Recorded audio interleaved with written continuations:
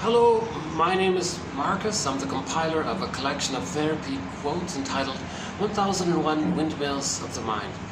A collection of quotes taken from what's often called the psychodynamic or the psychoanalytic perspective, which long ago, as I understand it, was referred to by some as philosophical medicine.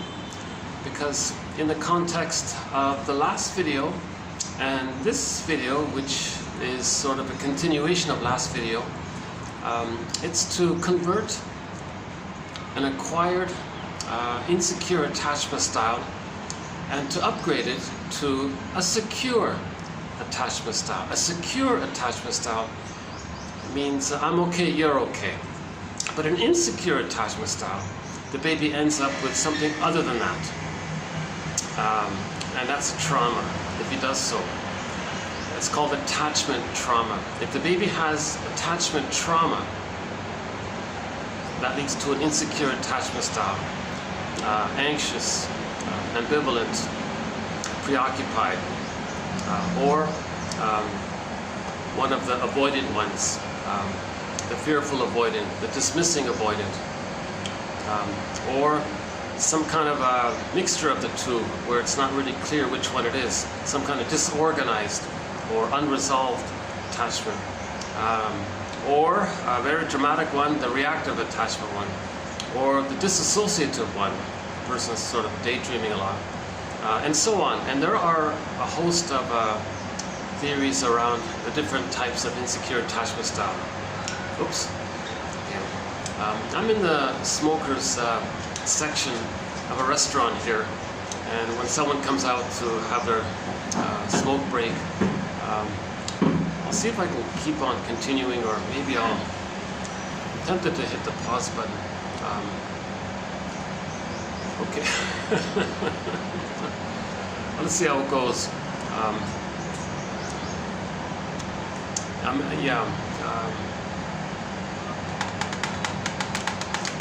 This is going to happen regularly.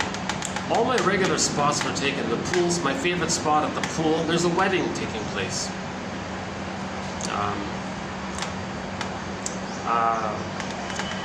The other smoker spot, the large one, massive conference taking place, and all of my other spots, there's some kind of function taking place. So this is like my very last ditch spot to go to. This is my second time here. I'm not crazy about it, so we'll see how it goes. So, maybe I can do this way. Hold on a second.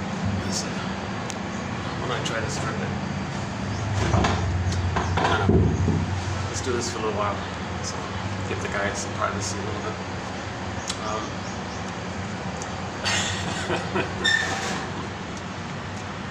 So,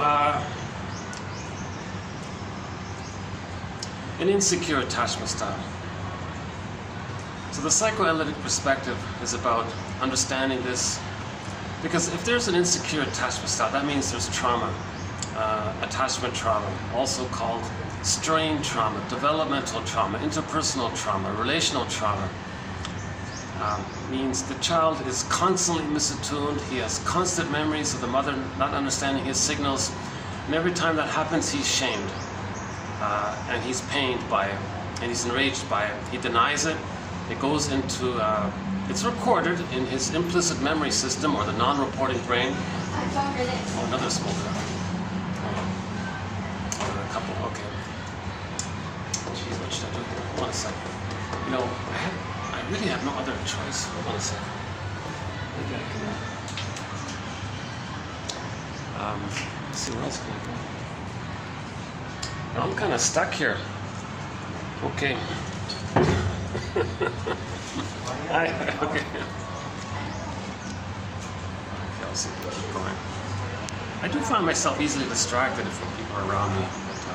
But, oh yeah, the second floor lobby of the other hotel was packed. I tried to do it at the noisy 28th floor. Yesterday I was there for a bit. Oh boy, what a pity, eh? Sometimes I start off delivering a video, and then the whole thing is thrown off if I'm distracted by something. See if I can get back on track here and make the adjustment.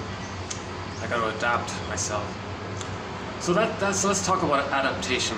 So humans adapt to their environments. Well, what's the baby's first environment?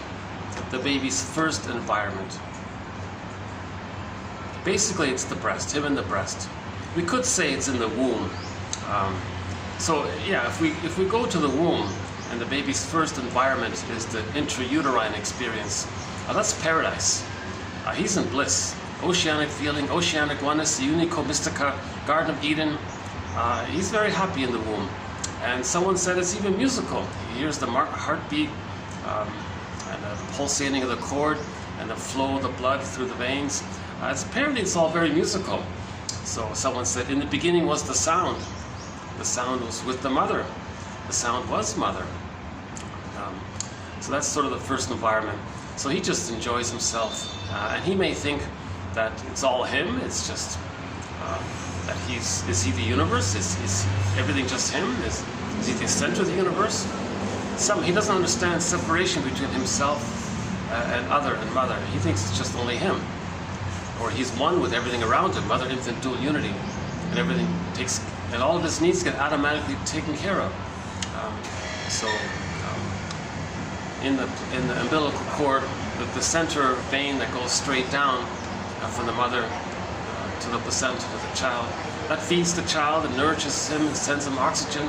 Everything he needs gets automatically provided. And then the two veins spiral upward. That's for the waste elimination. And so the child sends up all the waste, mother metabolizes it, she responds with all of the goodness. So he's really taken care of. And now, babies can't have paradise lost at biological birth. Humans come out of the womb too early. They need an extended womb, like a social, they call it a social womb. This is called the stage of symbiosis, merging, fusion, oneness with the mother. The mother, of course, is just the breast now. So the second object is the breast. So the first object was the sound, the sounds related to the cord and the placenta and the whole environment, the whole atmosphere in the womb. That whole atmosphere and the sound, that's called the sound mother, or the music mother. So by the way, 2541 was all about music, and the follow-up was 42, part 2 of 2 of 2542, part 2 of 2. So 2 videos ago, part 2 of 2, and the one prior to it, 2541, those were all just done on music, the psychoanalysis of music, and very interesting material. And music is a symbol. It reminds us of the original blissful sounds that we heard in the womb. That's why we love music so much. We were in this blissful, powerful oneness state, and we heard that. And later on, when we create music, it just needs some kind of beat, some kind of rhythm, and some melody, and it's not too far off from the scales. So Francis Mott made sort of, oh, they're gone, good.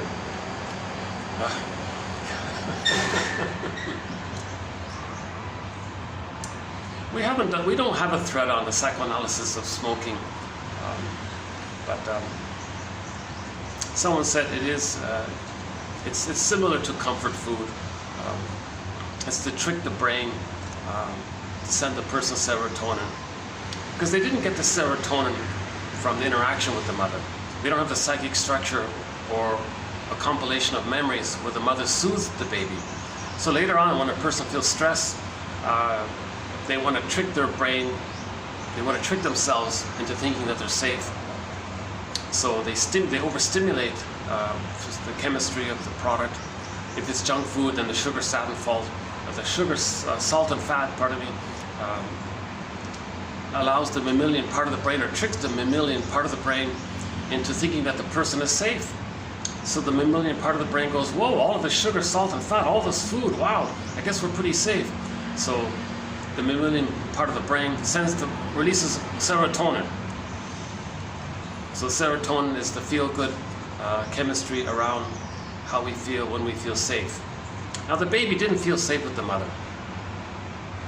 If the baby did feel safe with the mother, that means he had the experience of the mother soothing the baby every time he was distressed. And then he has a compilation of memories around it called the holding interject, the internalized good object, object constancy, whatever jargon people come up with.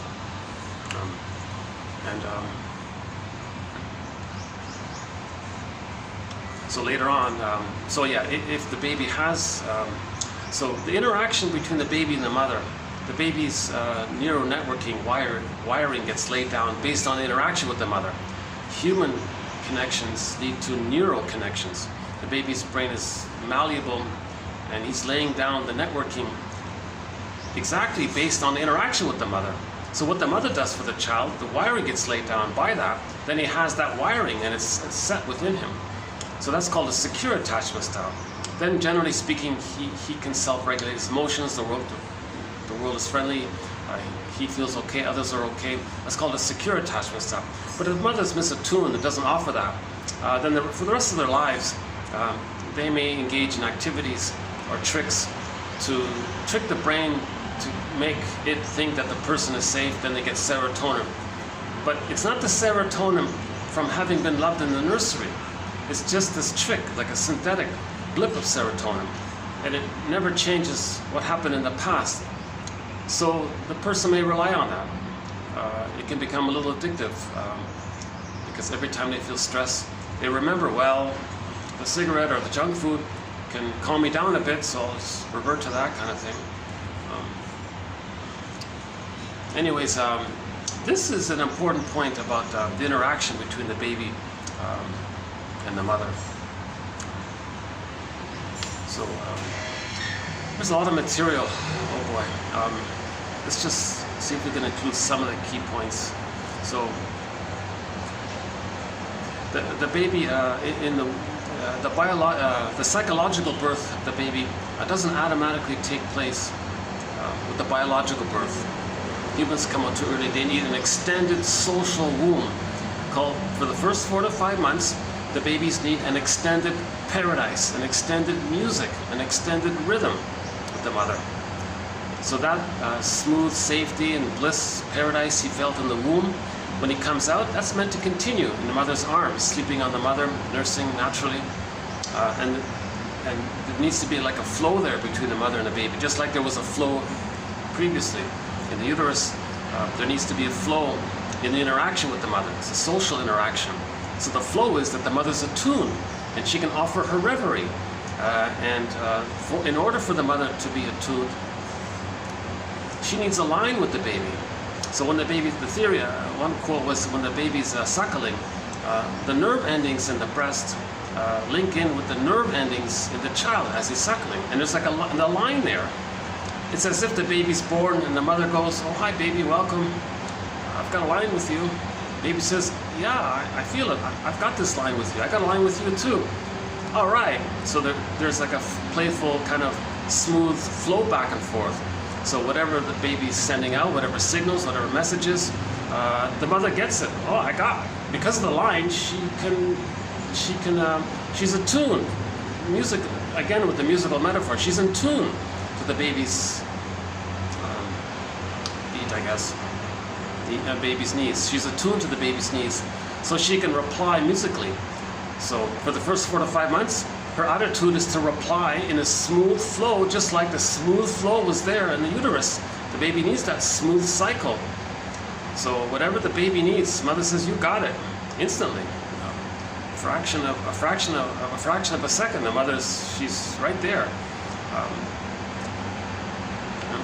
So the natural breastfeeding can facilitate this, and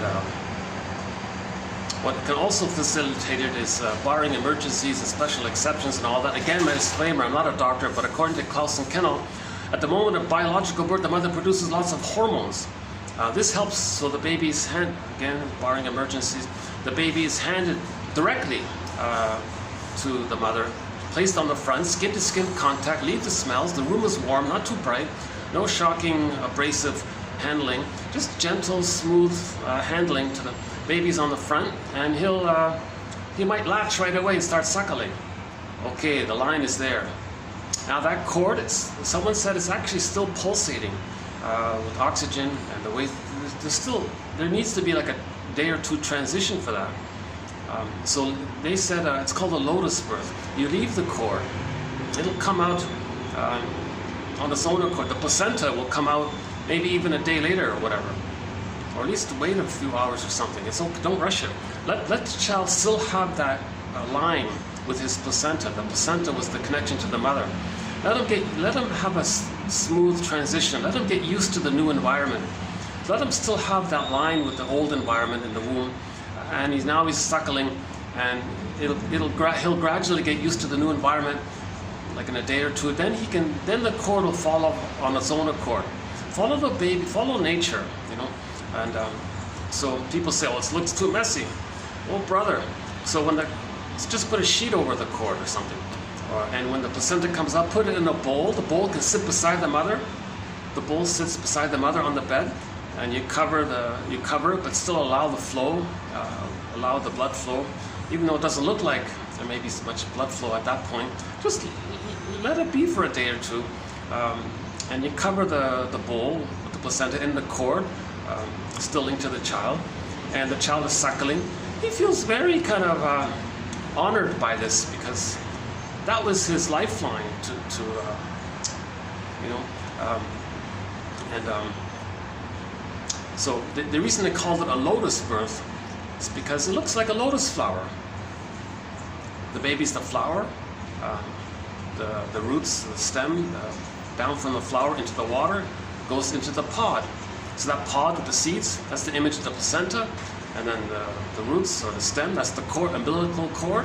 The baby's the flower. That's a powerful image to encourage women to provide a natural childbirth. Again, barring emergencies and all that. Forget this idea about weighing the baby. Don't remove the baby unless you have to. We've got to weigh it. What for?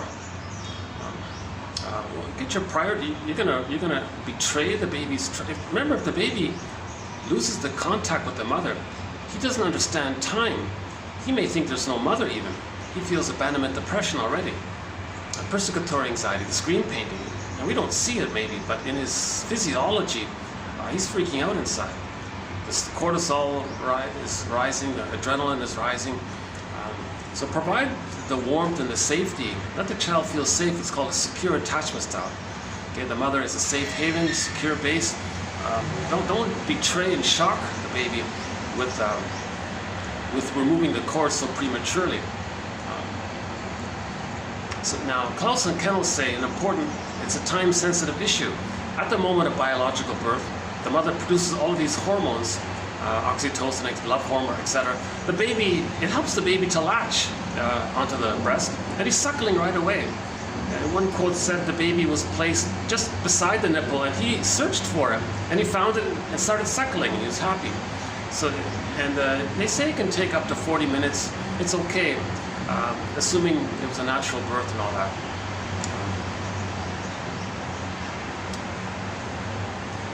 So Klaus and Kennel say, if the baby is removed, like the cord is removed and he's put into another room, nurse comes in with the powder stuff, whoa, that's birth trauma. That's a huge shock, a betrayal of trust. The world's not the universe is an unfriendly place, the baby will think. So he's broken. The bond, he's prematurely ejected out of the mother-infant dual unity. He didn't get his paradise anymore. It's premature. The baby can't lose the paradise at birth. The baby needs an extended paradise. 4 to 5 months. 4 to 5 months. It's like an egg, psychological egg. So this extended paradise, it's not only for the physical needs. It's for the emotional feeding. So let's say the baby. So back to Klaus and Kennel. They say if the baby's removed like that, even for beyond a few minutes, the mother's hormones that she produced at the moment of birth to help the baby to latch on, it starts to dissipate. It's the comparison is, or the analogy is, let's say somebody's in love and they lost their partner or something, and now they're mourning. they're sad. So the oxytocin goes down, they're detaching, they're kind of mourning like that. So the mother is doing something similar. So a period of time later, the baby's handed to the mother. The mother goes, oh, okay, well, get away, because I'm kind of sad now, because I feel betrayed. You left me. So the mother losing the baby like that, she's reminded of when she lost her mother. See, it's very subtle. So some mothers actually do that. They say, get away, baby. They reject the baby. Now they'll physically hold the baby and deal with them kind of thing. But emotionally, she's angry. And get away. You're interrupting my need to cry and to mourn the loss of you. Well, I'm here now. Well, it's too late. Get away. I had your chance. So mothers might actually reject the babies. So you don't want that birth trauma to take place. So when the mother's detaching and she's losing her oxytocin and she's sad at the, right? And then when the baby's there, the system can't click over so quickly to produce the hormone, the love hormone again. If the body's producing the stress and all that, and suddenly she's supposed to produce, click, the oxytocin comes back. It's a conflict there. So the baby's sort of getting in the way with the mother's physiology process. That's close and kennel. Interesting material. We'll have to follow up on that one. Again, these are all working hypotheses. I'm not a shrink, doctor, analyst, social worker, doula, midwife, nutritionist. I have a humble BA. I'm presenting these quotes in large part for myself to learn it. I love to share it, of course.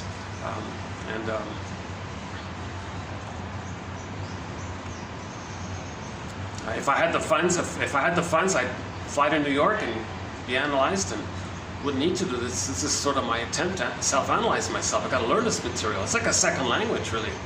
It's filled with jargon. Forgive psychology for its jargon, just forgive it. Says Robert Bly, sort of one of our guest mentors here. Now, let's say the baby is directly handed, placed on the mother's front, and he's nursing, and the line is there. Whew, that's great. So the continuity of the smooth rhythm, musical flow life, the Garden of Eden is preserved. So let's say the baby gets the Garden of Eden. So because the baby gets that, because the latching takes place, the hormones are there, and there's no time disruption, there's no separation. No separation. The baby is handed directly to the mother. Skin is, again, right? And then that allows the mother to have the ability, physiologically, emotionally, spiritually, her maternal life force becomes available to her. That allows her, it kicks in for the mother. Oh, I get it. I get, because the baby is in a symbiotic, symbiotically is bonded to the baby. That clicks in for the mother. Oh, I get it. I can be the caregiver now. I get what the baby's signals are. Now she has the ability to be attuned. That's the key there. The bonding helps not only the baby to feel safe and attached to the mother, it helps the mother herself to be able to have the capacity to be able to understand the baby's signals. Okay, baby, I get it. Whatever you want this, you got it. I get it. Oh, you want that? You got it. You want a little adjustment so you feel more warm, and you got it. Now you want to feed, and oh, you got it. You're hot, cold, you got it. So the paradise continues. So if the paradise continues for the first 4 to 5 months, that's called the maternal holding environment. The mother's reverie is there. So the mother is present to the baby. The baby is present to himself. Because of the oneness, whatever the mother does to the baby, the wiring gets loud, the wiring gets laid down, the baby has that as a structure in his brain. He does that with himself now. So if the mother is present to the baby, has loving consideration for the baby, a loving presence for the baby, is there for the baby, accepts the baby, sees the baby, hears the baby, feels the baby, soothes the baby has all these memories. Wow, I feel seen, heard, felt, accepted, soothed. The wiring gets laid down. He now has it for himself during the first year, right? And so on, up to 3 years or whatever. So the baby needs that kind of interaction with the mother. It's called the positive maternal experience for the first 4 to 5 months. The egg. So this emotional feeding, the mother's attitude of acceptance, metabolizing the baby's distress, metaphorically metabolizing the baby's signals, and handling the baby's discomforts. And this period is one guy calls it, one author calls it the psychological egg. So the baby enters into this social womb. It's like a second womb, an extended womb. Think of it in terms of psychological birth as a psychological egg. So the baby needs this psychological egg to get his psychological birth at the age of 3. Yes, he got biologically born, but the psychological birth of the baby doesn't automatically take place with the biological birth. They need the psychological egg. So let's say they get their egg needs met. Then at 4 to 5 months, says Mahler, the baby feels safe. The baby feels, oh wow, he has an amalgamation of memories of having been loved. That gives him a kind of safety and a trust. And he feels safe and stable and secure in himself now. He's got like a sense of himself. He's getting a sense of himself because of that. Now he can separate. He's going to begin to separate from the mother. Okay, now this separating from the mother, it's gradual. It's gradual. So for the psychological birth, when he hatches out, it's gradual. It's a slow, gradual process from 4 to 5 months up to 30 to 36 months on average, they say. So if the baby started to hatch out, if he can do that, that means the child felt safe enough to do so. If the child doesn't feel safe enough to do so, oh boy, a huge issue. That's a developmental trauma. That's a relational trauma, interpersonal trauma, attachment trauma. If he doesn't feel safe enough for the first 4 to 5 months to start to separate from the mother, that means he's still clinging to her. That means he can only leave her psychologically, emotionally, if he got the love from her. If he doesn't get the love from her, he's waiting for it. He's going to cling to her. He's desperate for it. Sorry, you might see me sweating a little bit. It's in the high 30s, I think. I can show you partial my view here. Hold on a second. Not much of a view here. Oh yeah, see, I got all the restaurant people here.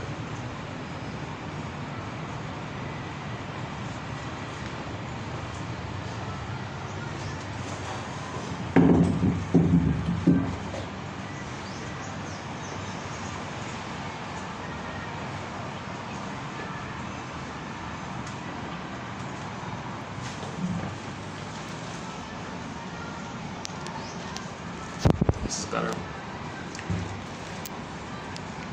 Are these real bricks or just some kind of fake thing? No, it feels real. Yeah, these.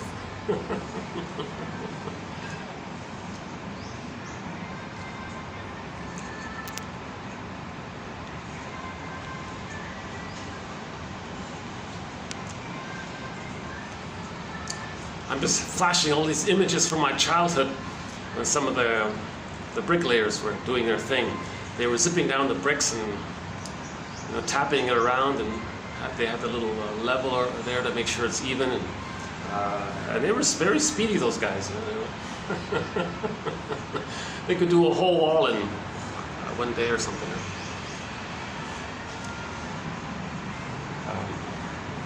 Yeah, come to think about it, maybe they were kind of in a rhythm. They were having fun. Okay, enough about bricks. What about psychological bricks for the child's foundation? The child needs a foundation. The foundation for the child is that he's able to differentiate from the mother. Meaning, so that phrase, separation, individuation, has two parts. First, the child separates, meaning he feels safe enough to do so. Now, if the child doesn't get a chance to separate, and he's still psychologically one with the mother, again, the more the mother's love is unavailable, the more painful she is, the more shaming she is, the more rejecting she is, the more the baby clings to her, needs to her. It becomes adhesive, like Velcro. He's going to stick to her because he's desperate, clinging. Mother, when are you going to do it right? When are you going to give me the love I need? This is so painful. And he's more scared So he needs her more. So ironically, the more painful the mother is, the more the child needs the mother. It becomes like a Velcro. It's called adhesive identification. And he may even just basically identify with her, like be like her. It's called identification with the aggressor. That means he doesn't, that means he doesn't differentiate. He doesn't separate from the mother. If he doesn't separate from the mother, he doesn't have that floor to stand on, so to speak. He doesn't have his identity. To get his identity, his personal, individual identity, not the fake, false, pseudo-identity he's going to make up in relation to being one with the mother, but his sort of the I'm okay, you're okay identity from there.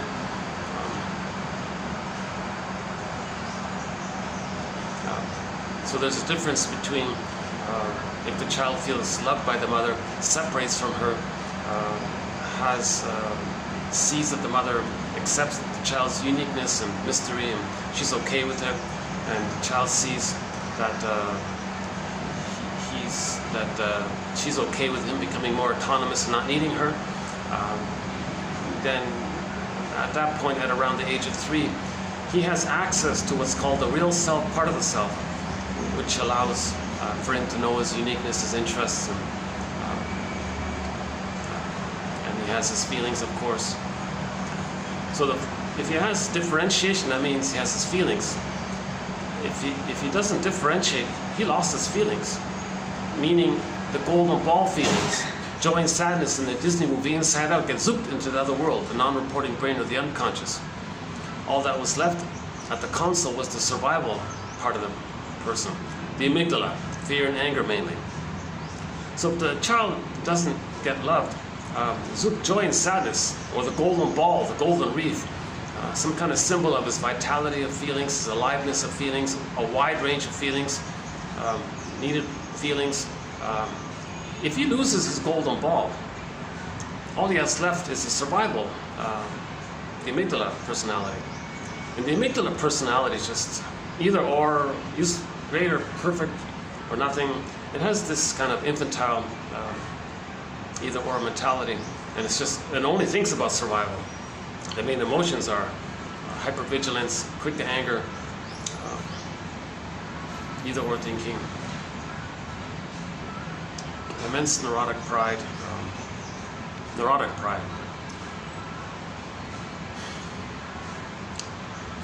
Okay, I'm blurring a few things here. Let me backtrack a minute.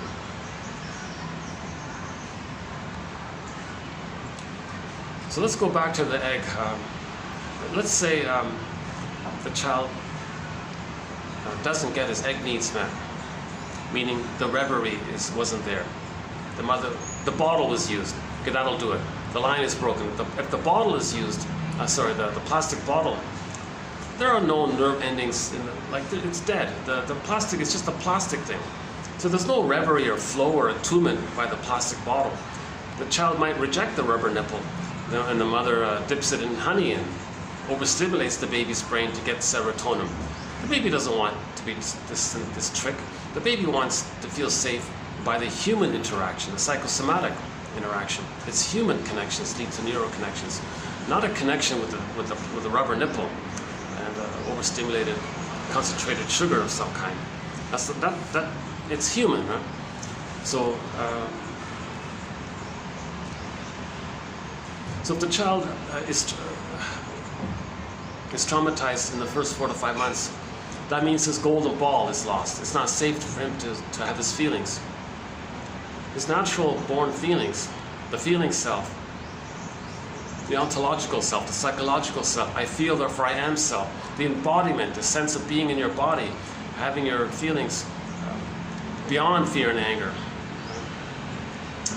the other feelings, joy, gratitude, empathy, reparation, forlorn, regret, curiosity, interest, wonderment, awe, kind of a more wide range of feelings. That gets zooped into the non-reporting brain, or the unconscious.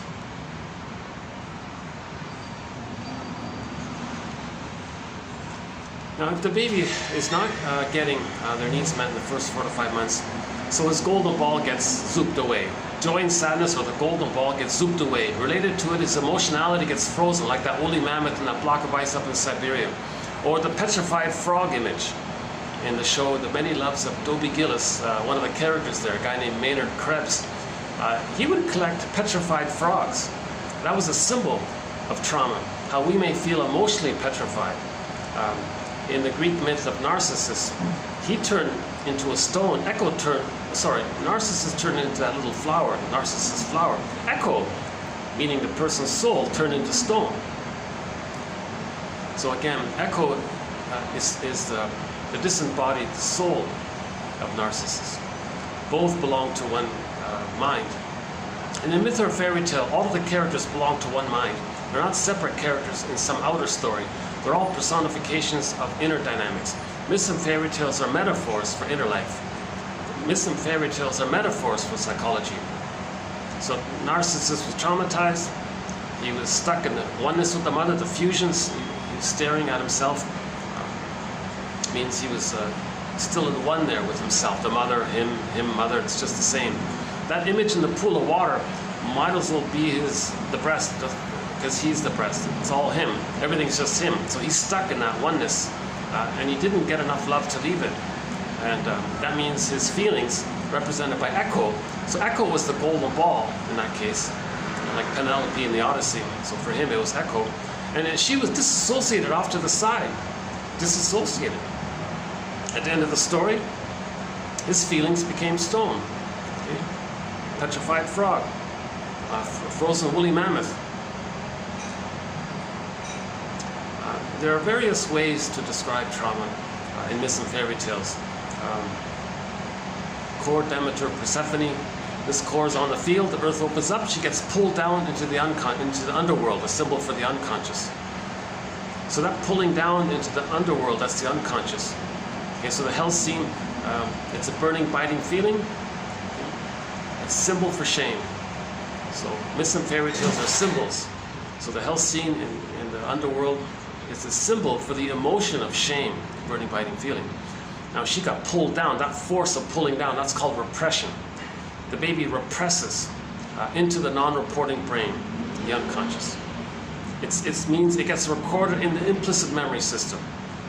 It's another world there. Primary process thinking, pre-verbal thinking, pictorial thinking. Things are exaggerated like this in fairy tales.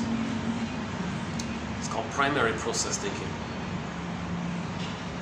So again, if the baby feels it's not safe to have his feelings and needs, and it gets pulled down like that, that force of being yanked down, that's called repression.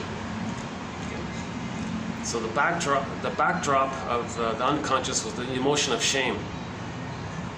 What about the baby's rage of being? What about the baby's rage and his acknowledgement of his needs? Where's that? He projects it onto the image of the mother because he can't hold it himself. Okay? So shame and rage go together. Right? So when the baby is humiliated by not getting his needs met, he feels shame. And then he's enraged to...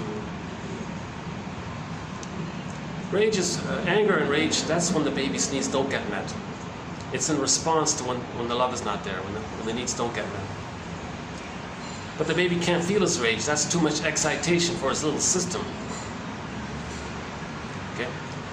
Maneuvers of the mind, operations of the mind, mechanisms of the mind, mental mechanisms, even tricks of the mind.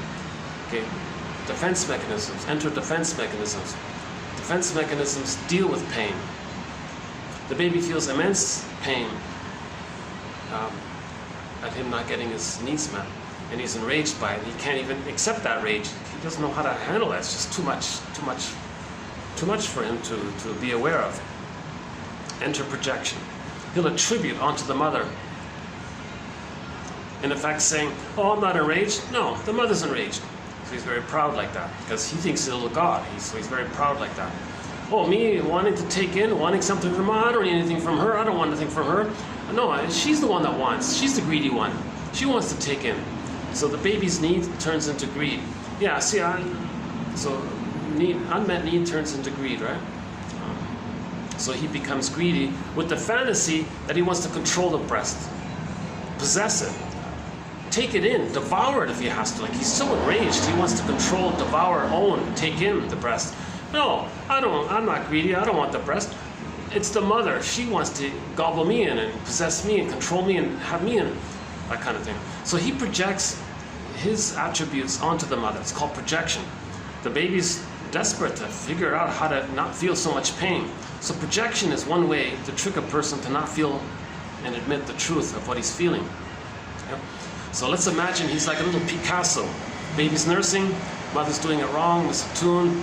You know, for example, the baby wants emotional feeding. Mother goes, oh, what's this? What do you want, baby? Oh, you want some food? Oh, here you go. Here's some powder stuff. Oh, no, I didn't want that. So he's shamed and enraged by that. Maybe sometimes he is physically hungry. Mother goes, oh, well, no, not now. I got to look at the schedule. The powdered stuff on the box there, it says every 4 hours or whatever. Baby's very shamed by these kinds of things. Baby wants the natural mother. Oh, no, I don't want to breastfeed you. I want to keep my appearance to tease the men at the office. Oh my God, you're gonna give me the rubber nipple? They're ashamed by this. And so on and so forth. Or unavailability, some strangers there, you know. So the baby's gonna draw, it's as if he's a Picasso. He's gonna take a piece of paper, draw a circle for the breast. So in the beginning it's called part object relating. The baby hasn't reached a place of separation, individuation, where he's a person in his own right, the mother's a person in her own right, and there's separate psychologies like that. He just thinks it's just him, and what's around him is just to serve him. It's called part object relating. So it's the breast is just a part of the mother. So the baby's just in a utilitarian concept at that point. So he takes a picture of the breast.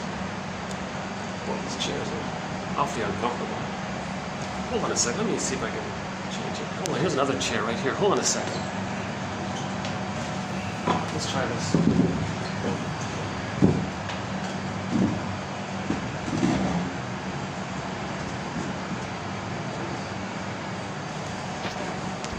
little better? Maybe a little better. Yeah, a little better.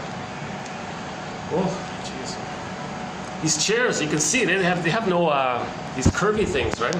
There's no, why do they do that? Okay, never mind. Yeah, why do they do that? If it makes people uncomfortable, then they might buy more drinks to soothe their pain. Or it's a space-saving thing. They could cram in more people. Not sure what it is. It's the back to Picasso, baby Picasso. So he draws a circle on the picture. That's the breast, let's say.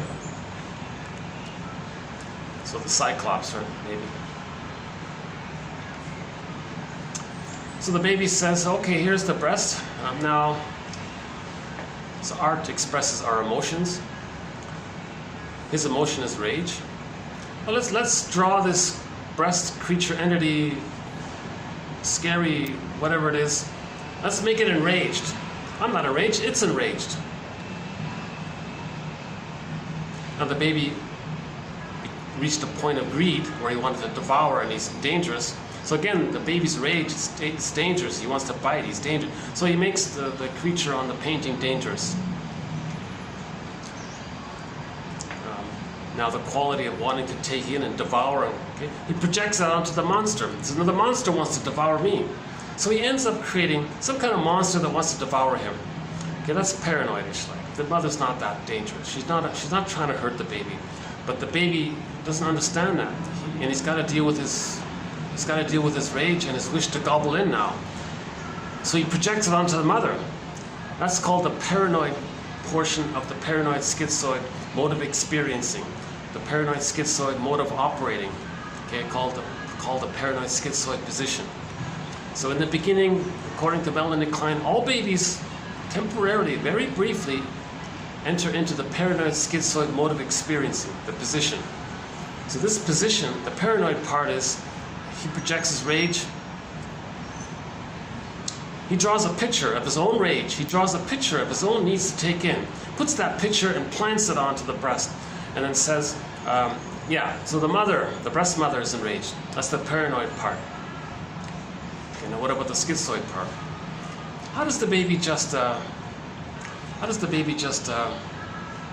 nurse? Survive. How does he just take in the powder stuff? He hates it, but he's got to survive. But if he thinks he's related to a monster that wants to hurt him, it's too much excitation. How does he deal with that persecutory anxiety? Enter another defense mechanism called the splitting defense.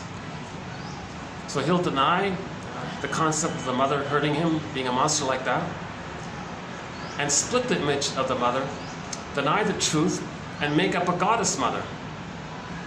And he keeps them separate because he can't handle any kind of confusion with the mother. He can't deal with the idea that the one he loves and is supposed to trust is hurting him. He can't handle that ambivalence. He can't say, I guess the mother is supposed to love me, but she's not, she's confused, she can't do it. Well, I'll still feel safe. She can't forgive the mother at this point yet. And he can't handle any kind of ambivalence around the mother. He needs the paradise to continue. Okay, so it's a trick of the mind. He'll like hallucinate a goddess breast. And while he's nursing with the painful breast in his concept, he tricks, no, that's not my mother. The mother's this made up goddess one. That's his mother. So he tricks himself. He deludes himself into feeling safe by the fantasy. Then he can take in the powdered stuff. So he survives. The baby's trying to survive. He's a genius that way. Maybe the mechanism is similar to that thirsty guy in the desert. He's in the scorching heat and pain. He hallucinates an oasis. He's trying to survive. Well, the baby's in a similar condition. He's in a scorching, painful situation. He hallucinates a goddess oasis breast. Now, in myths and fairy tales, this is represented by goddess and demon imagery. So, myths and fairy tales describe psychology. Okay, so we mentioned repression already. Another one is goddess and demon. But no, the mother is one person, satisfying and disappointing.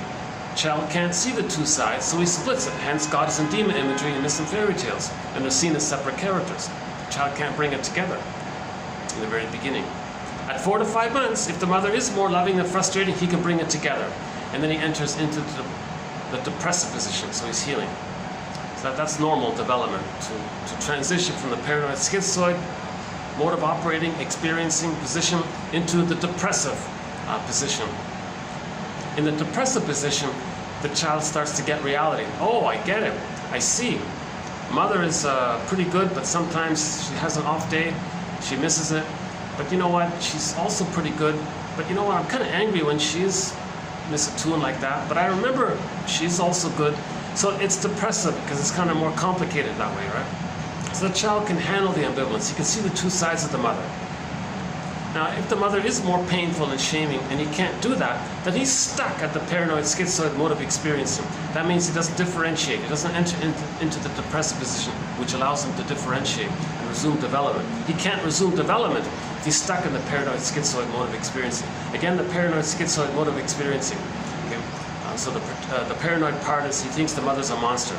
No, that image that he creates is his own artwork to describe his feelings that he projected onto the mother.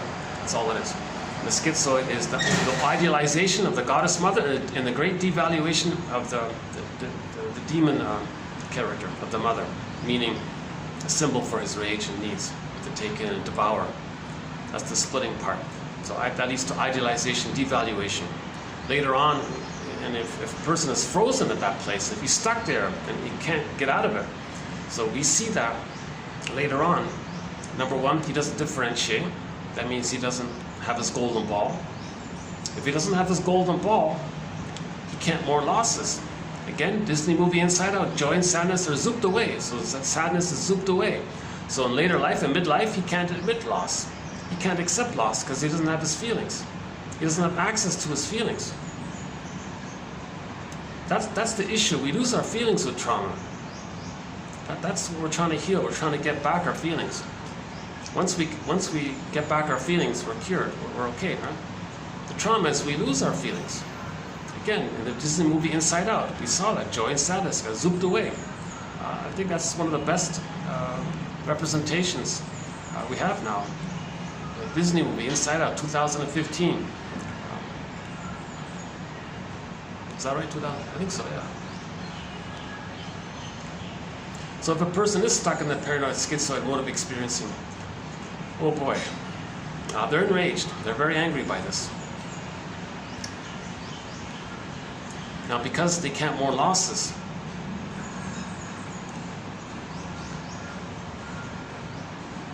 they might become very controlling and demanding because they don't want to experience loss. They don't want to be triggered of loss because they can't mourn the loss. But they do feel pain around losses in midlife or future losses. But when they lose the other, they look at the template, the memory system. So you put a little dash between the M and the O in the word mother. So you can't admit the loss of the other because you look inside, in the non-reporting brain, the implicit memory system, the concept of the mother is blurred in with the self. So to admit a loss in the present, feelings are intrapsychic, it's emotional, it's inward. You look at the template, hey template, oh wait a minute, template says other mother is me and we're one, so I can't admit the loss of an other because that would feel like admitting the loss of myself. That's way too complicated. He didn't differentiate. Okay, so he can't do it. That's called complicated grief, aggravated grief, the derailment of the grief process, some kind of chronic sorrow condition. And that leads to melancholia. The melancholia means the feelings he really does have toward a loss, he directs at himself. So all of the confusion, anger, sadness, bargaining, pleading, helpless, hopeless, why did it happen, all that he's directing towards himself. So he's berating himself, he's helpless at himself, confused at himself, angry at himself, emotionally. That's called melancholia. That's a lot of energy, that's very fatigue like that. That's a lot of psychic pain, emotional pain. So to distract ourselves from that inner pain, enter the manic defenses. The manic defenses. TQ 20, I believe it's 24, 76 and 77 cover the manic defenses. So one of the manic defenses is the splitting. I think the easiest way to understand splitting is what one author said. The more the baby's traumatized, the more he's going to go through life seeing things in either or, all or nothing. That's a quick way to manage things. They put it in two bins, all useful, perfect, great. No, who cares? Like they manage things in a very desperate either or way. So either or thinking comes from the splitting. So the template is goddess and demon. If that's frozen like that, then they're going to idealize something or devalue something. And that can lead to all of these either or, all or nothing, now or never, or these kinds of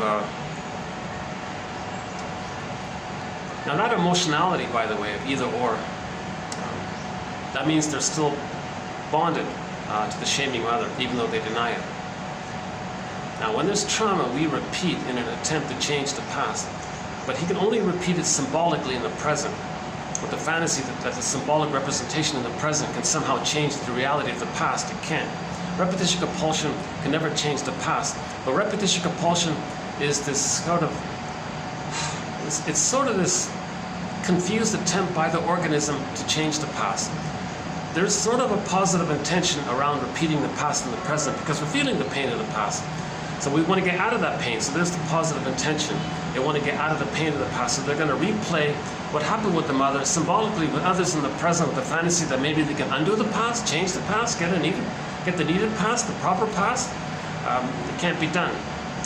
So repetition compulsion around, let's say the splitting then. Remember the baby, goddess and demon, the splitting. What caused that? The mother was deeply shaming. Now, when the mother's deeply shaming, the baby identifies with the aggressor. But how does he reenact that? He'll see his wounded innocence onto others, non-threatening, substitute others.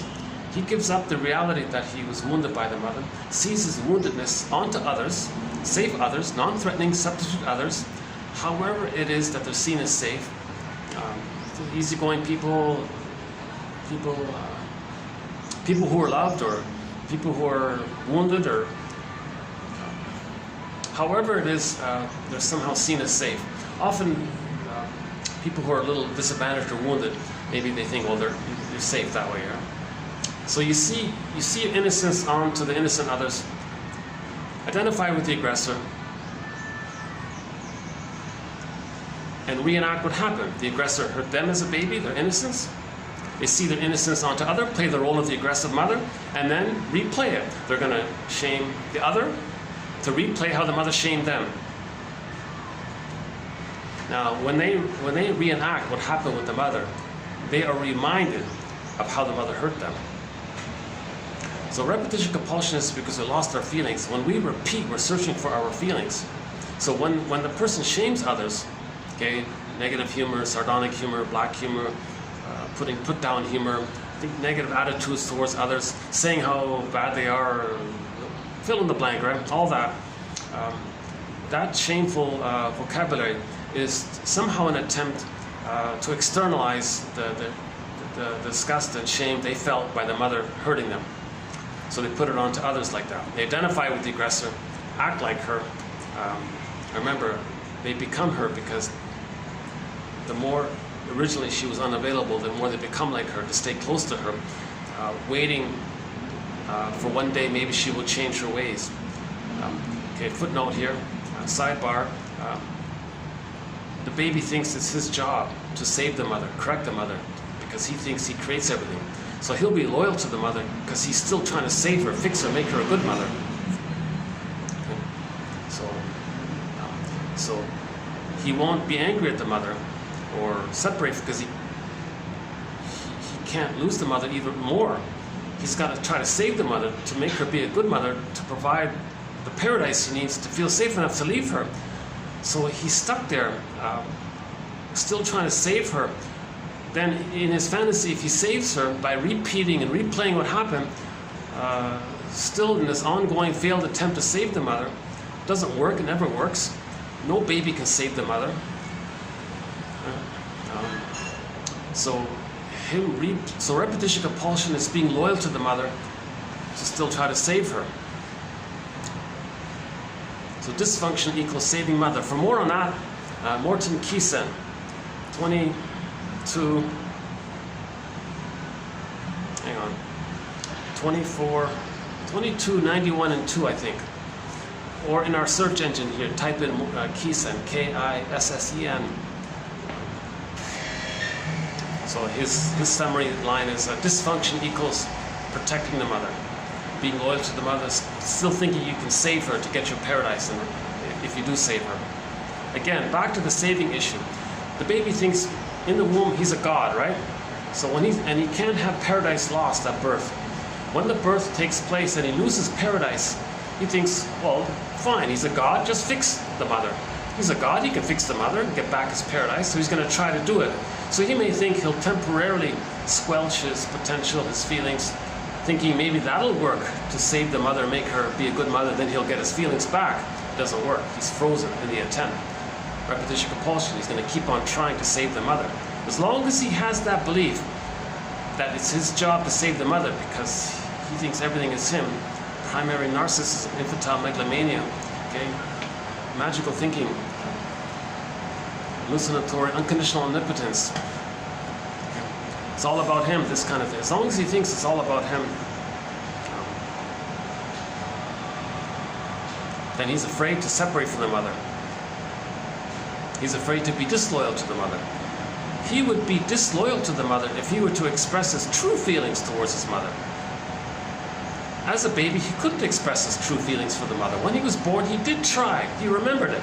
He tried. The baby tried to express his true feelings. Hey, mother, I need a heaven with you. I need the paradise with you. No? Oh, it's very painful. Oh, really, I do. No? Mother gaslights the baby. Very ashamed by this. Very angry. Mother, I'm very angry by you gaslighting me. What? You don't believe I'm angry? Mother gaslights the baby's feelings. Gaslighting. The word of the year for 2022 by the Merriam-Webster Dictionary Company. The word of the year, gaslighting. Mothers gaslight the baby's reality. Very shaming by this.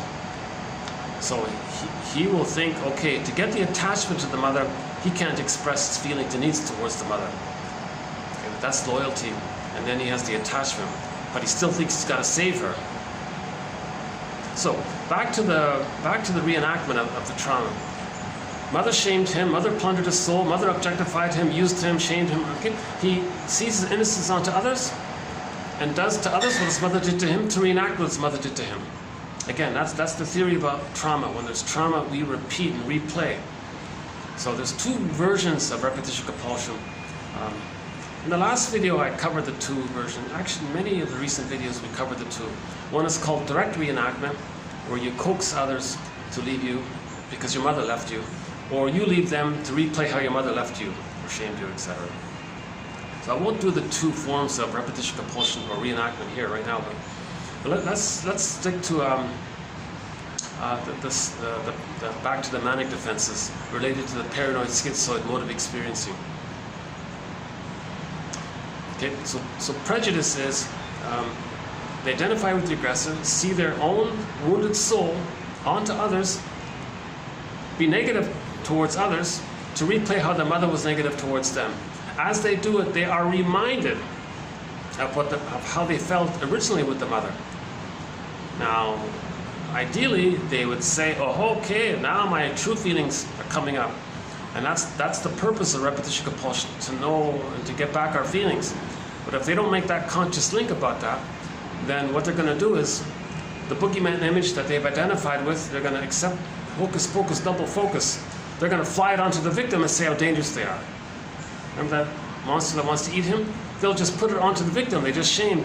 Oh yeah, they're so dangerous, so threatening, and watch out. This paranoid issue, right?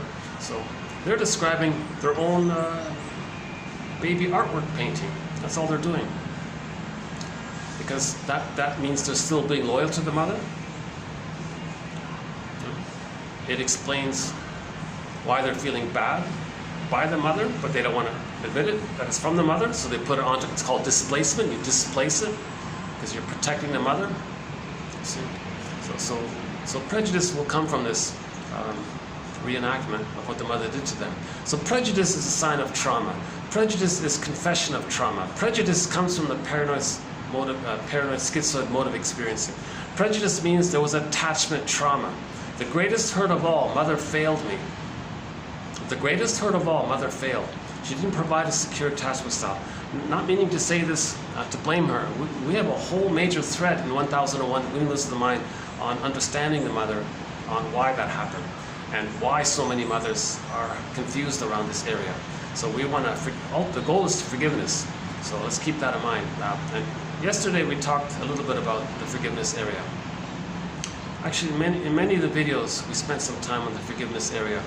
One quick place to start is Rosanna Deerchild's quote. She said, "The more I learned of my mother's story, the more of a person she became to me." Okay. Part 2. Bruce Springsteen, Independence Day, Toronto, YouTube, search. Listen to his introduction. He means about emotional independence day from his parents. He achieved emotional, the song is, he achieved emotional independence when he saw his parents as people, beyond being a parent. And you're startled, you're surprised, you're startled that your parents had hopes and dreams that didn't pan out, and that they're people, and there were some blessings for you by that. They couldn't do it all, they didn't know it all, but you still got some blessings. So there's a real ambivalent, you're seeing the two sides of it. Okay, look up Helen Kramer and her collection here. Quote from there. And we have so understanding and forgiveness are synonymous. Barry Grosskopf's work called Forgive Your Parents, Heal Yourself, Hidden in Plain Sight, Understanding Our Puzzling Emotions. There's 2 books there. So meaning you got to get a psychological biography of your parents. You got to understand the psychology of your parents. Okay, part 1. What's your mother's favorite joke? What's your father's favorite joke? That gives you sort of a theme of where they're at. What are their earliest memories? Okay. Their first 3 earliest memories. That helps to get a psychological biography of your parents. Which attachment style are they using? Okay. Avoidant, preoccupied, reactive, dissociative, dismissing, and so on. So we'll elaborate on that. in future videos on how to forgive our parents. See the two sides. They were victims of the plunder system, not their fault. If they were victims of the plunder system, they were traumatized. If the parents are traumatized, they're replaying what happened to them, and they may do it, they may use the child to reenact it symbolically for the past. So the mother might shame her own child to replay how the mother shamed her. Intergenerational trauma. Some mothers parentify the child. They say, at last, someone's going to take care of me, listen to me, do what I say. So as a child, she didn't get it parented, so she parentifies the child. That poor child can't be a parent to the parent. So that's called the Jocasta style of mother, one of our threads. Back to the manic defenses, related to the paranoid schizoid mode of operating. So prejudice is one. Again, shame others to replay how the mother shamed them as a baby. As they do it, they are reminded of the pain they felt with the mother. To account for that and to protect the mother, not relate that to the mother. The boogeyman image, you fly into the victim and say they're the ones who are dangerous, and that's why I'm feeling pain. Then they identify with the aggressor and then shame them. Hocus pocus, double focus. Because of the fusion, self and other are blurred. They can do it simultaneously. So all of this double think and double speak and double talk comes from there. They can act the aggressor, feel like the victim. As they feel like the victim, them being the aggressor, they say the victim's the aggressor. See, because the fusion is still going on. So double think is a sign of trauma. A lot of this propaganda is a double think. Now, literature, they use double think in the efforts to acknowledge the two sides of the situation. So good literature is like shrinks. They want to help acknowledge the two sides. On the one hand, this reality. On the other hand, this emotion. That kind of thing. So there's the... Dell talks about this. D.H. Dell, I think it is. Actually, just before coming out today, I don't comment on current affairs much, but I very rarely do it. But just before coming out here, I just saw a clip on YouTube. Some lady pointed out the slogan of a major propaganda company. They took a quote from some famous author out of context, and they plastered it on the wall or something. It said, "Yeah, we in the propaganda business, we are inspired by this quote." And it said something. I forgot the wording of it already. It's about our freedom is that we can say what we want and not care. That's freedom. It didn't sound as blunt as that, but that was the message of it. And it was from a well-known author, so that's why people make an attachment to the famous author, and that author was like the mother, the abusive mother. Okay, let me follow up on that one. I forgot exactly what it was. Your freedom is you doing what you want, regardless. It's a very, you see, that quote relates to the mother. The mother used the child, objectified the child, and she got better by it. Identify with the aggressor. Create a slogan like that. That slogan is in reference to the Jocasta style of mothering. The Jocasta style of mothering is that the mother is in a compulsion to replay the trauma she experienced by doing to the child to replay what the mother did to her, because that mother is loyal to her mother, and she's replaying it to stay loyal to the mother, because she still thinks that maybe one day she can save her mother and get the love she needs from her mother. Okay? So she's replaying it due to the compulsion. It's an attempt to heal, right? Repetition compulsion is an attempt to change the past. So there's two parts to repetition compulsion. You want to change the past in your fantasy, and you want to stay loyal to the mother because you think you're still trying to save her and protect her and make her a good mother. So the mother hurting the child grows up and has the slogan, oh, okay, well, I guess if I were to put words to what my mother did to me, she had the freedom to hurt me. And that's what freedom is. The mother has no restrictions. There's no one watches the mother doing this. That's why it's a huge shock, a betrayal of trust. So there's an immense amount of trust by the baby and the mother. If she exploits that trust, uses that trust to meet her psychological needs, see, the baby's very traumatized by this. He can't know himself. He doesn't feel loved by the mother. And, he'll use splitting, the paranoid schizoid mode, to deal with the pain. Focus, focus, double focus. He'll repeat to others what he experienced.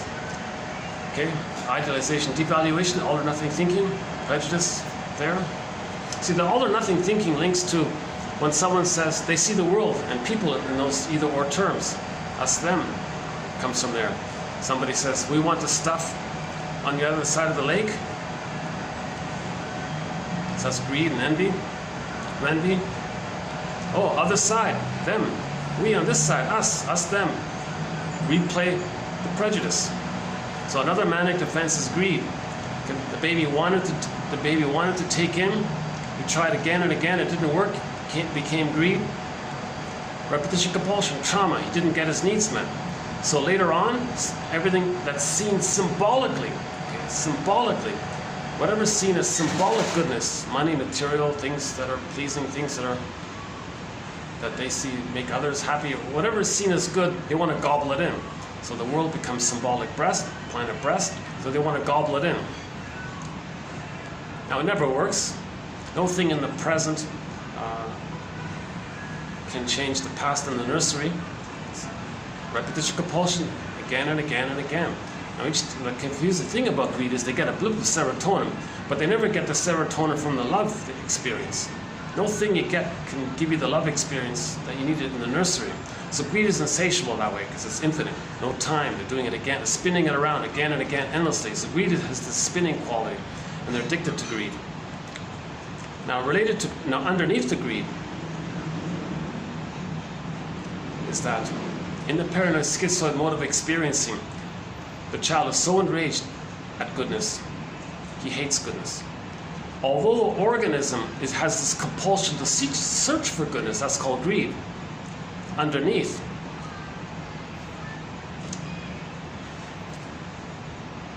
an added driver of the envy co-ops the organism's attempt to heal. Now, greed has the effect of greed destroys, obviously. Now, greed destroys. So the person says, well, I don't care about the greed, I don't want goodness. I'm addicted, fine, I'm a little addicted to it or something, they might say. But the real excitement is that the real connection to the mother is envy. So envy is hatred of the good. Greed destroys. That satisfies the envy part. So envy becomes like the tool for the greed. Greed becomes a tool for the envy. Greed is just an agent for the envy. Greed is like the Trojan horse for the envy or something. So the world is driven by envy, not greed. Greed is just a superficial mechanism. Greed is just this automatic compulsion with this deluded attempt to change the past and get the loving maternal experience from the nursery, which can never happen. So there's that compulsion to seek for that mother's goodness that never took place. But the baby doesn't want to accept goodness, and he hates goodness. So envy is hatred of the good. So the baby can't tell the difference between the breast and his experience of the breast. If his experience of the breast is that he doesn't want to trust, he doesn't want to believe, no faith in goodness, nothing, okay? He hates goodness. So if the attachment to the mother is understood as hatred of the good, then he'll hate the good, want to see goodness damaged, and that's his connection to the mother. Hence he feels safe. So damaging goodness gives him glee because that gives him a connection to the mother. So his safety is to be envious, because envy means mother from the unconscious when trauma takes place that early on. Right? So we did a whole string of videos just on greed and envy. It ends in TQ 2489, that video there, plus the 6-7 videos prior to it. Plus the plunder system was an extension, 2499, and the waste part, the pollution one, 2500. So that's a manic defense. What I'm trying to say is that's one of the manic defenses. Greed and envy are also manic defenses. Now, because they can't mourn losses, they're controlling. Because they can't mourn losses. So if they bully someone or control someone, find a way to control things, then they don't feel loss. So they're not triggered of loss. Now, in anticipation that they are going to experience loss, contempt, sour grapes, didn't need you anyways. So they're very, and all of this, by the way, grandiosity, another manic defense. Another manic defense is the grandiosity. Cynicism gratifies infantile megalomania. Okay, this search for the image of themselves that they were a little god, they're going to chase it. It's called the search for the glorified self, the idealized self. The self that they had when they were one with the mother, they're going to search for that. Why? Because they didn't get their paradise needs completed. So they're searching for the oneness, for that. So hence,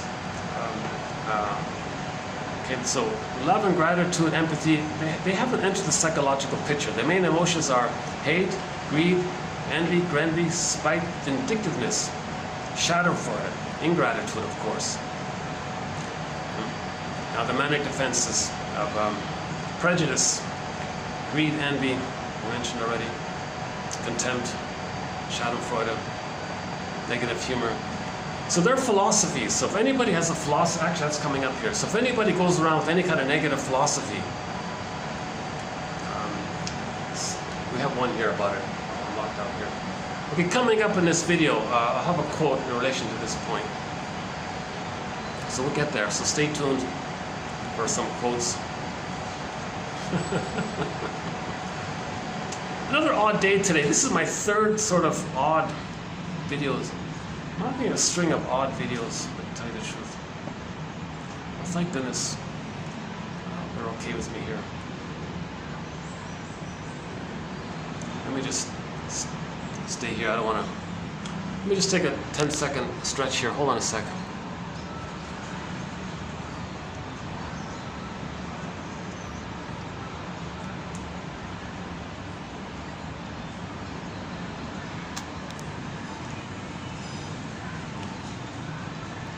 Surprisingly, a very popular restaurant.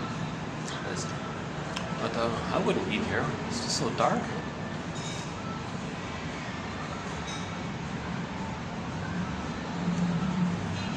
Maybe the food's good.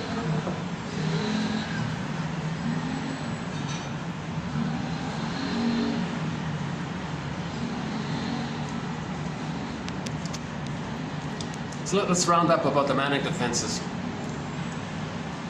So all of these manic defenses are because the person can't mourn.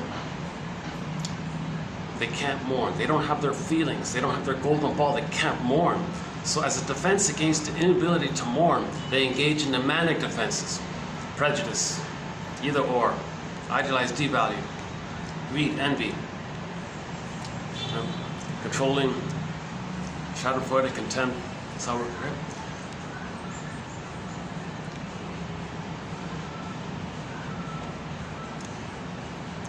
Now, various personality patterns can spring forth around the paranoid schizoid mode of experiencing. Okay. So the bully pattern is a common one that we're familiar with, the bully pattern.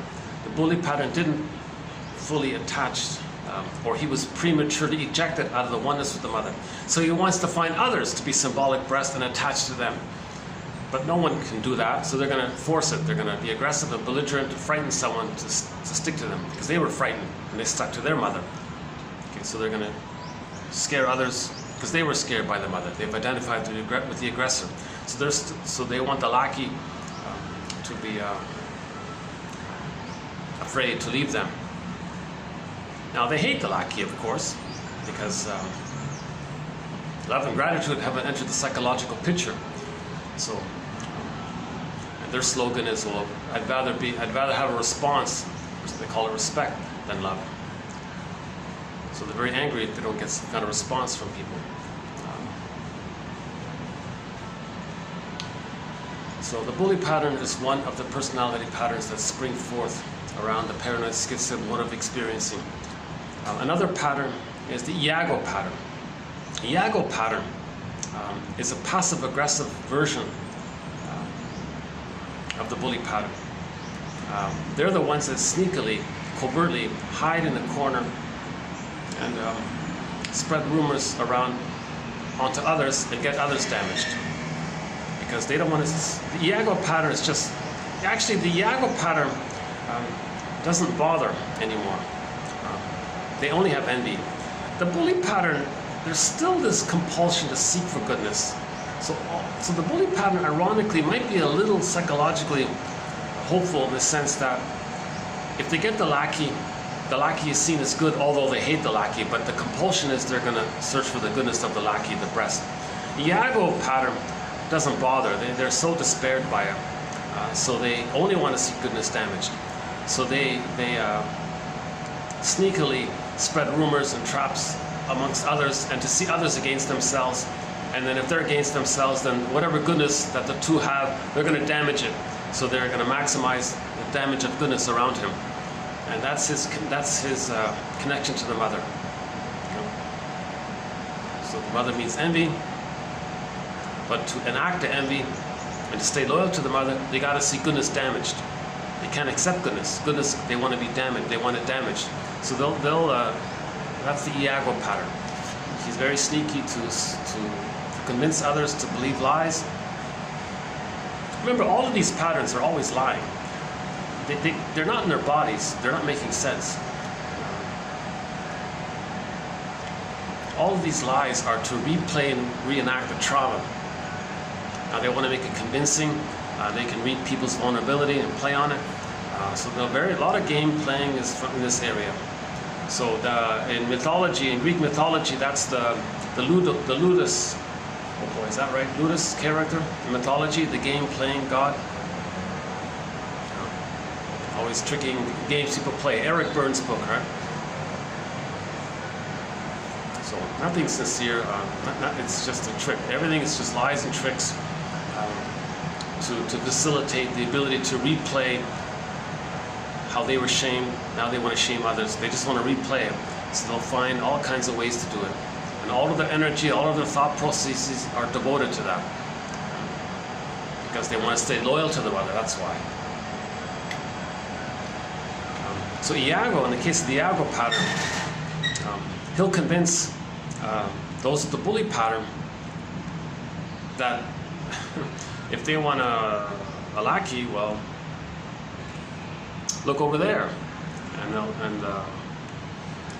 they'll say to the ones over there, hey, over there, that one might help you or something. So he puts others against themselves, and then he sits back and sees things damaged. Again, Iago doesn't want to be triggered of goodness, doesn't want to see goodness, because if he sees goodness, he's triggered. He can't accept goodness. He's disloyal to the mother. To accept goodness is being disloyal to the mother. So he wants to remove the source of envious feelings. He doesn't want to be triggered of goodness. He wants to remove the source of envious feelings. To do so, he wants to see goodness damaged. Okay. Now, he doesn't have the repetition compulsion to outwardly damage so much. So he uses others as proxies for him. The people with those with the bully pattern are a convenient proxy for them. So others are going to act out for them. Again, proxy is someone who feels and does things for you. So the Iago pattern will find a person with the bully pattern, and they know their desire to look for lackeys. So they'll lie to them to say, you can get a lackey over there or something. You can get power and control over there. You don't want to feel any kind of loss. You want to preserve your grandiosity. Well, here's one way to do it, or something like that. So Iago is the most passive-aggressive, again, passive-aggressive, sometimes called passive hostility. So it's very hard to call them out on it. Because they don't do it directly themselves. They just find ways to get others against themselves, and they just sit back and smoke a cigar or whatever it is. tell sadistic jokes. Their humor is very dark. Their philosophy is very nihilistic, very negative philosophies. Yeah, they might be somebody who painted that slogan on the PR wall there. Go ahead, spread lies. It's your freedom to do so. That's going to cause a lot of damage outwardly.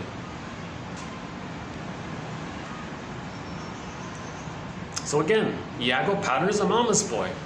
Absolutely, they're a mama's boy. They can't leave the mother. To leave the mother, they would need a lot of awareness to do so. But usually they don't want to be bothered. One quote said, people in the paranoid schizoid mode of experiencing, they don't want to be bothered with healing and growing up. They're just so enraged at what happened. So there's a lot of like revenge and vindictiveness and fantasies and being one up, and they're just in this compulsion to stay connected to the mother. But to stay connected to the mother, they got to act like the way she treated him. They're going to treat others the way they treated the mother, and just stuck repeating and replaying this kind of thing. And it's addictive as well, because every time you get a blip of serotonin, that's how you get your pleasure. So their sense of pleasure is schadenfreude. And they might write a song. We played there was a song up once, 2 weeks ago. There was a song on the overhead speaker. The lyric was, it was very barbaric. The lyric was, some people, it was this either-or thinking. It was this paranoid schizoid position of thinking. It was a plunder song. It was a plunder system song. It said, look, you know, the jungle, the amygdala point of view, the survival point of view, not the human point of view. It was the amygdala point of view. The song was, hey, oh, what fun, or something. Out there, oh, travel the world in the 7 seas. Now, you want to abuse, and there are others that don't want to be abused. That's what the lyric was. I went on a huge rant about that song. And I find it's a very disturbing lyric. It was glorifying emotional sadomasochism. It was glorifying the pleasure of inflicting. See, the mother got pleasure when she inflicted pain on the baby. The mother got pleasure, serotonin, safety, when she inflicted pain on the baby. You see? They identify with the aggressor and replay that, and they write that song and spread it around. You know, I've heard that song a gajillion times since teenagerhood. Even now, I still hear it. It's playing on when I'm at the pool there. It's on that speaker up ahead. Very disturbing song, but they make it in a poppy kind of soundy way. But subliminally, you're always hearing the lyric about abuse or be abused. That's all it is. Oh, and it's pleasurable. Travel, you can travel. Sweet, oh, sweet, yeah, it's sweet. It's a dream. It's sweet dream. That's the schadenfreude. Isn't that pleasure? Because the mother got pleasure. The mother got pleasure somehow when she used the child to meet her emotional needs. Then she gets pleasure. But the child is forced into an emotional masochistic position, and she is the emotional sadist. And that song was about emotional sadomasochism. The plunder system, that's the splitting mechanism. See, the splitting mechanism is all about that. We have some quotes from a book that said, if you want to understand relationships, if you want to understand narcissism, you have to understand emotional sadomasochism. That's a tough one, yeah.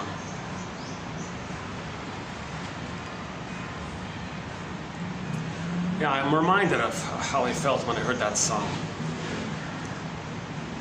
It's basically egging on bullies. Those are the bully patterns, egging them on. I know you get pleasure. You remember implicitly that your mother got pleasure when she hurt you. She got pleasure. And now you're hurt. Now it's your chance to get pleasure. Repetition compulsion. They're encouraging the reenactment. Now repetition compulsion doesn't work Repetition compulsion in the present of what happened in the past. The present is just a symbol. It's just a symbol. In the next video, we'll have a quote from a guy named Hans Herma. I just found him this morning. He talks about this. Hans Herma. He says, when you repeat the childhood interaction with the mother in the present is just a symbol for the past. Now, a symbol is not the real deal. The symbol thing in the present can't zoom you back in the past, change the past, and have a new real deal. You can't do that. It's always just a symbol. Whatever discharge you're getting, it never metabolizes, it heals and unfreezes the woolly mammoth. That petrified frog doesn't come back to life. That woolly mammoth is not freed from the block of ice. Joy and sadness doesn't come back onto the console. Okay, Miss Core is still in the underworld. By the way, a lot of people revere that story about Miss Core. In the one version, Demeter went into the underworld, metaphor for facing our unconscious shame and rage, got back our pureness. Core became Persephone, means we got our soul back. Persephone means the return of our soul. So a lot of people focus on this image of Persephone being the return of our soul. But we can get our soul back when we face the truth, the painful truth. I think a good symbol for this is at the end of the movie, at the end of the Disney movie Inside Out, in order for joy and sadness to come back to the console, they were flapping on the glass there. They were, remember the scene there? They were trying to get back on the console. The only way they can get back into the consciousness of the person was through the help of the raw feelings of rage and shame. So the characters' disgust and anger, they morphed into rage and shame. Then joy and sadness come back. So in other words, when we feel the disgust and rage and shame around the attachment trauma, the insecure attachment style, that means we've reached a level of sort of safety that we want to heal, that we're facing the truth will upset you free. If we get there emotionally, then our soul comes back to ourselves. Now we're getting our feelings back. To get our feelings back, we need to face rage and shame and disgust. Once you feel those things emotionally, and why you feel those things, and knowing why you feel those things, then joy and sadness can come back. See? So Demeter is brave to go back. Demeter is the part of us that does that search. And the return, the emotionality coming back is called Persephone. The lost innocence was Miss Core. The return of our soul becomes Persephone. So it's good that they renamed the character from Core to Persephone.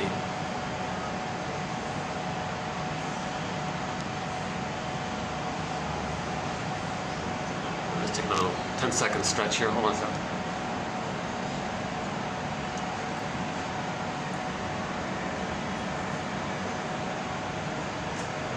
Okay, the restaurant on us, do they still have customers here? All right, at the back.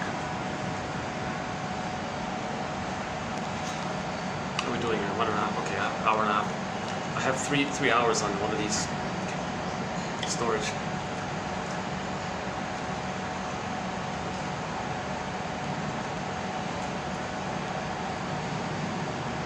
Okay, so this whole issue of the paranoid schizoid mode of experiencing.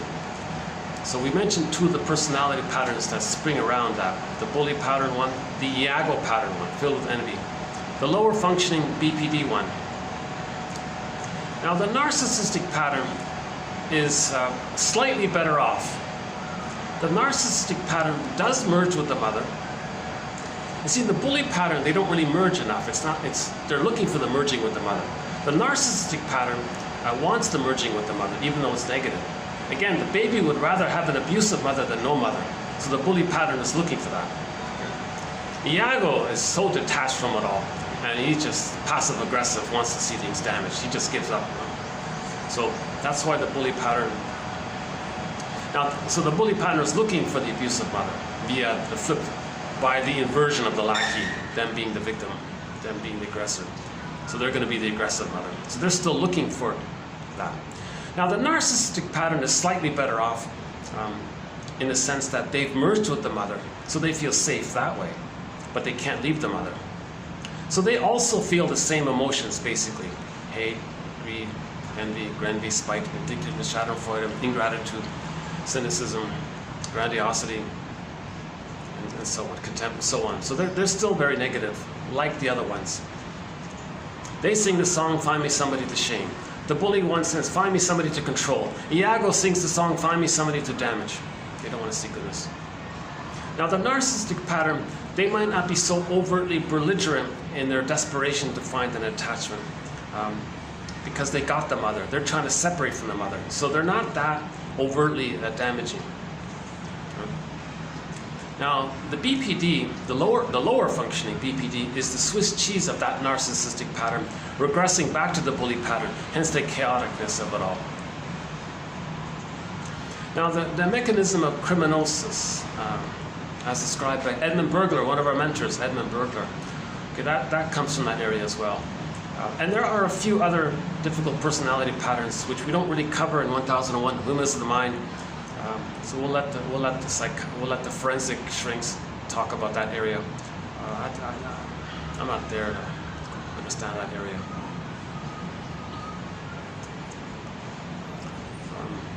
Now, of course, the attachment style is going to be either reactive, like the bully one, very chaotic.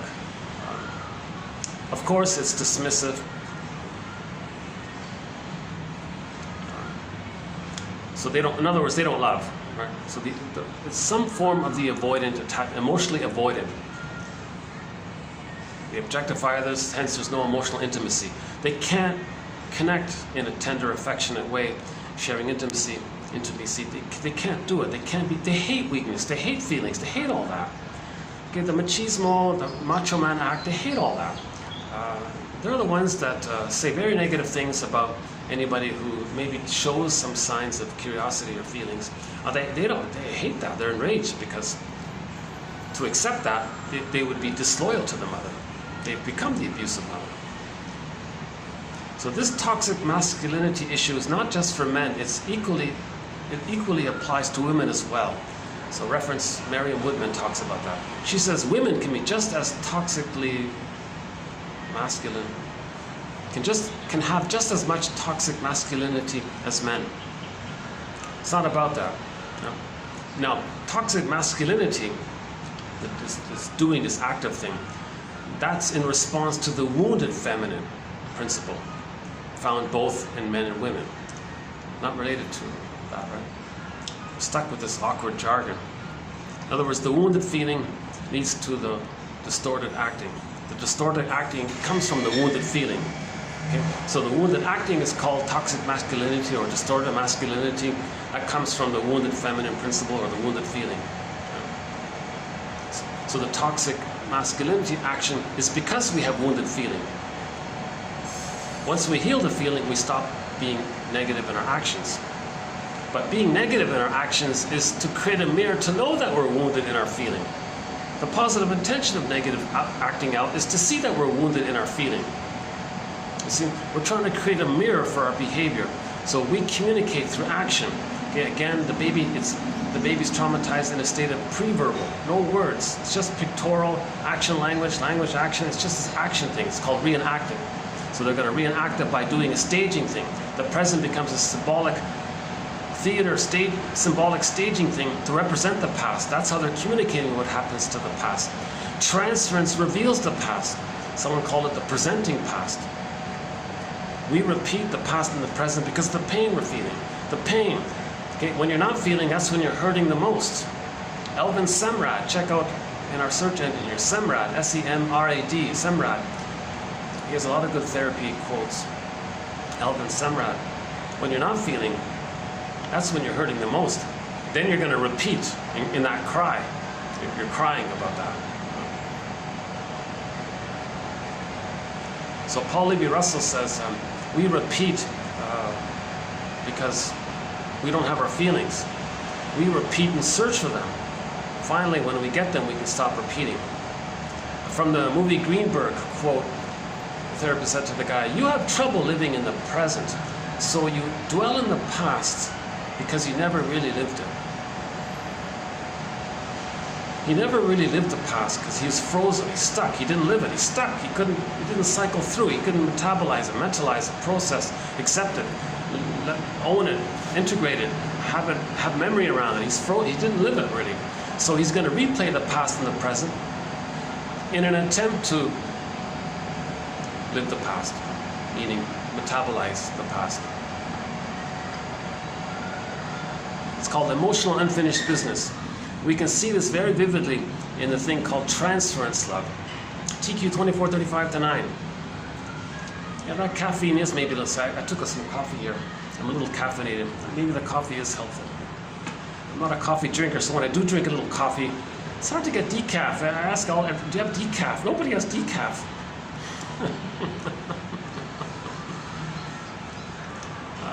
Yeah, one spot, one little pack of decaf. Oh my God, what do they want? $20? Just for like a little pack of decaf? 250 grams. What is it again? Yeah, almost $20 for a little packet of ground decaf. Jesus.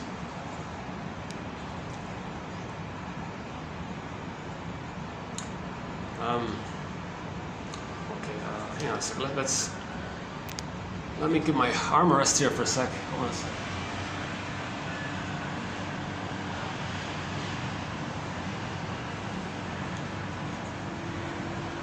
Yeah, Paul Libby-Russell says you can have 20 lifetimes replaying and reenacting the trauma with the mother, symbolically with others in the present. It's never going to work because it's just a symbol. You can't travel back in a time machine for the real experience.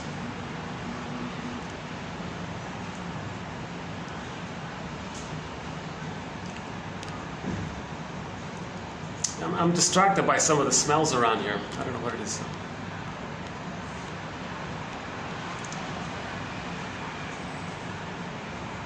Why am I smelling? What is all that? Nobody's around. Is somebody around here? Maybe it's above me. Oh wait, now we can. Sorry, not much to see here. Yeah. How much of it? How much? Yeah, there's my chair there.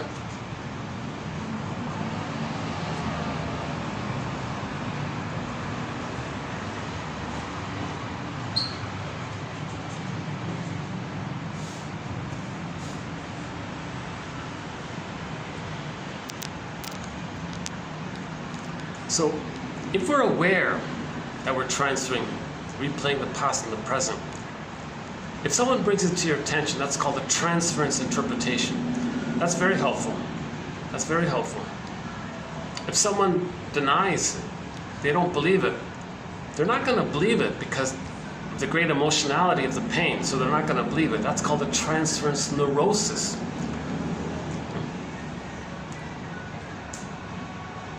Or a fate neurosis.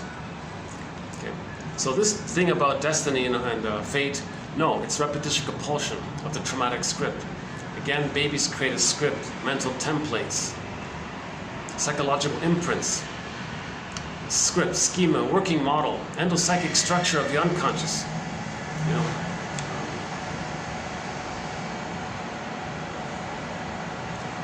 Working models, internal objects. It's like a theater thing in the unconscious. Amalgamations of memories around certain themes called internal objects. So object relations theory is the study of the internalization of interpersonal relationships.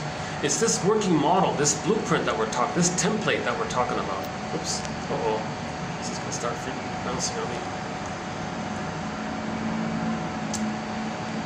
Oh. Sorry about that. It's funny, when there's the slightest change in the lighting, my camera kind of... It's a great little camera. It's a budget... This was a very affordable, budget, little outdated camera from long ago. I'm still using it. It's only got 3 hours of memory on it. But when the lighting changed, that's what I still haven't figured out. This thing keeps beeping on me when the exposure... Imperfect delivery.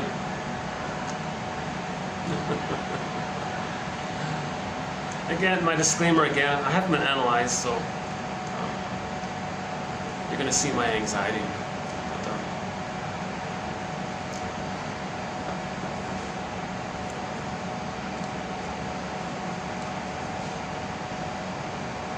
So we want to understand the paranoid schizoid model, working model, mode of experiencing that model there.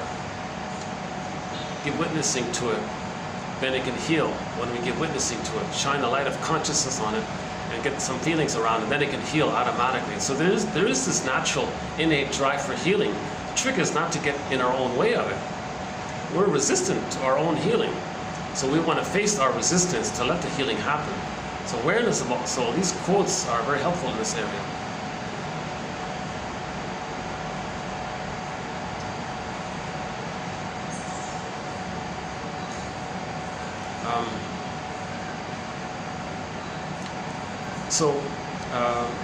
The attachment style related to the paranoid schizoid mode of experiencing, it's mainly the avoidant, meaning emotionally avoidant, or they call it dismissing.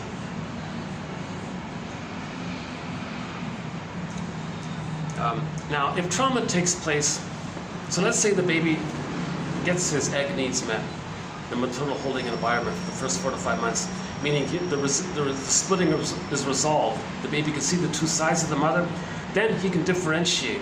You can't differentiate when splitting is still there. Splitting precludes differentiation. Splitting precludes the true self potentiality. Splitting precludes the capacities of the real self, mourning, abiding love, mutuality, interest, being an elder late in life. Splitting precludes all that.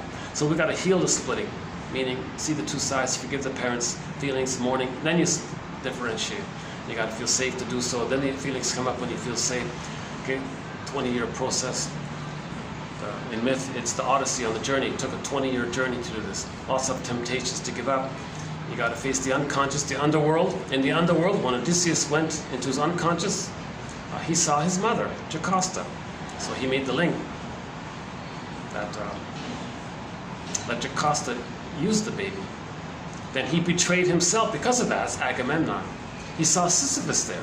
When Odysseus looked into Sisyphus' face, he saw that it was his face.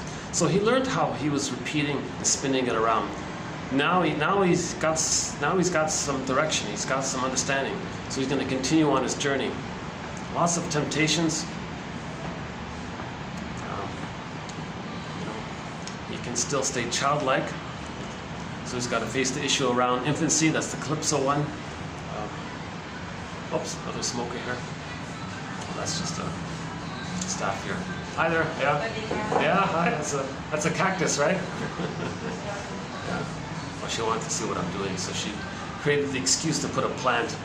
That's okay. A nice little plant. What's that guy doing?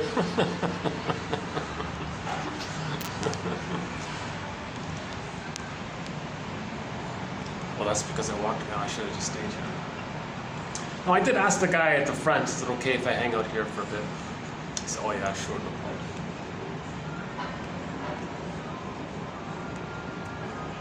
It's a real mix. It's a real mix with how they. Some hotels are very kind of easygoing and friendly. The pool one is like that. Pool place is pretty good. I can only not use it when there's a function. If there's no function, I can pretty much use it. Pretty much. I guess we should get into today's quotes a little bit. Sorry, but a lot of this is very choppy. It's a little scattered. I feel it. I feel awkward about giving these fragments, little fragment there, fragment here. That's sort of my limitations. Part of my journey to be able to deliver this more smoothly. Okay, let's okay, let me get back here. So we're posting this in the year 2023, March here. Oops, oh, hang on. Oh, I have to reboot this.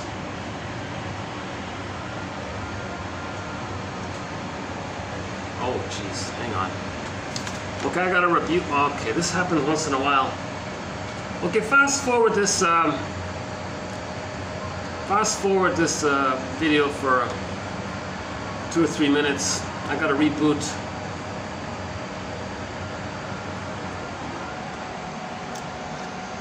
Okay, give me a couple of minutes to get our quotes. So today's video, we'll be doing some 24 56.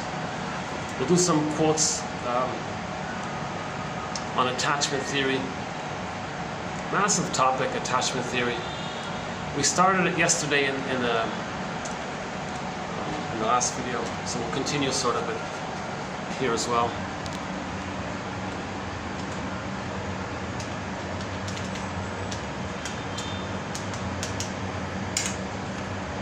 Wow, that's listen. All right, so let's see here.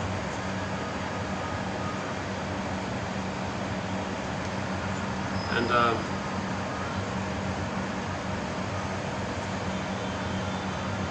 okay, let's begin.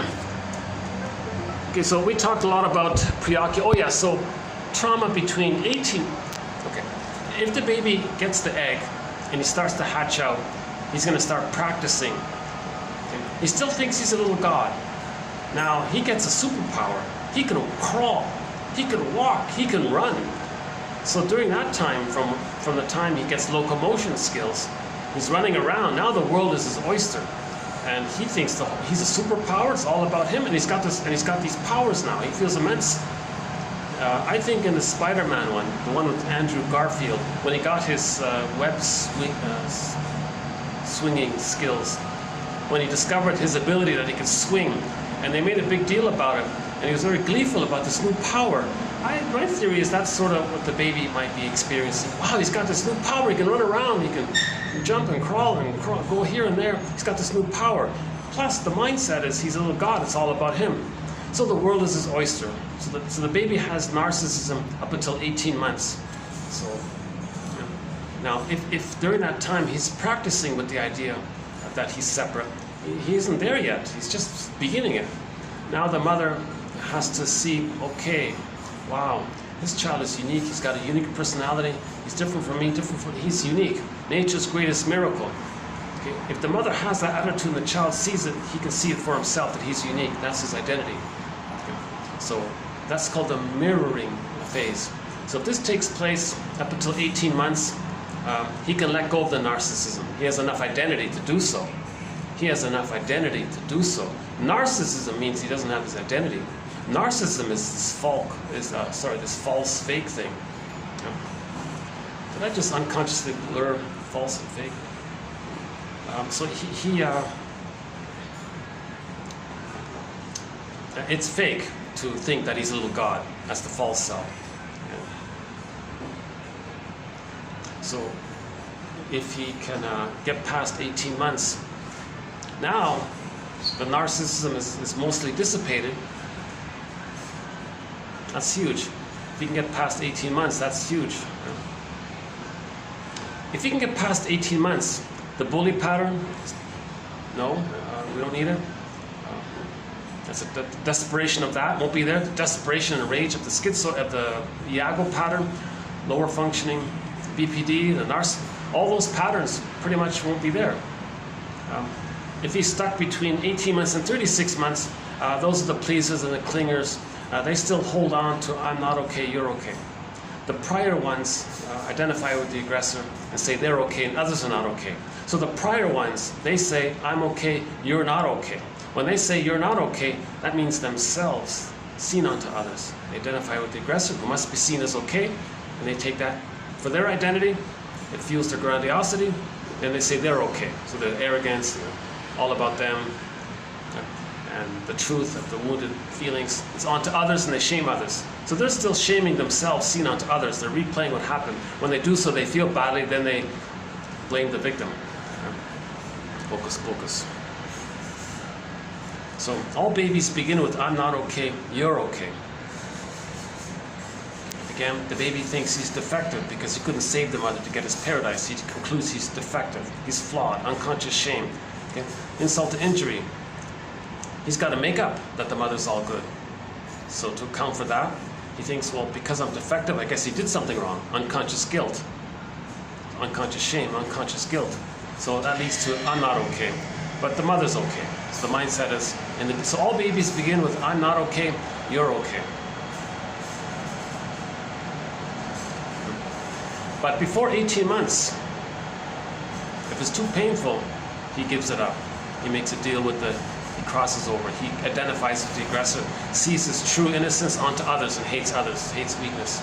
So people who say they hate weakness, vulnerability, feminine principle, empathy, caring, kindness, oh, you're a fool to be kind, you're a fool to trust, you're a fool to love. He has a real contempt around the more human side of being human because he's so wounded. That's identification with the aggressor. Now, if the baby doesn't identify with the aggressor, that means he got enough love to hold on to his I'm not okayness. So ironically, the person who still holds on to the original I'm not okay, you're okay, they're closer to their souls. Like they don't project their soul. Like they still have it. They still accept the truth about themselves. They don't deny the truth about themselves. They accept that they're wounded. They accept that they're hurt. They accept that they're in pain. They're still there. Whereas the prior ones, they give it up. They just put it onto others. So they're more angry by that. They're more controlling and demanding. They're more aggressive and more cynical and more tricky. You know, they're more game playing and they have more. They have more aggression and.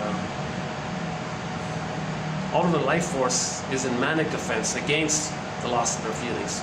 So the manic defense is, it's often hypomania, but doesn't have to be.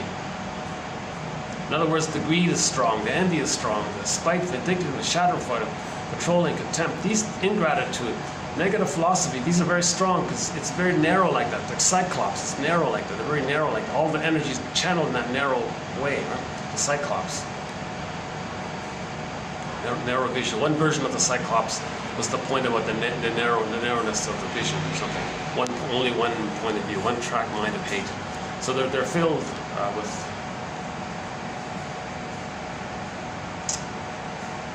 So if they could get past 18 months, and they say I'm not okay, you're okay. That's the preoccupied attachment style, anxious attachment style, ambivalent attachment style. So they ruminate about, they over-idealize others, they think they're not okay. Now if the clingers. Now the prior ones are called the stingers. In the last video we talked a bit about the clinger and the stinger. So if the clingers are a little bit psychologically further along, although they're more in touch with their feelings and you see them more distressed and anxious. The other ones are they just channel it all into rage, so and it's contained and the body is tense and maybe or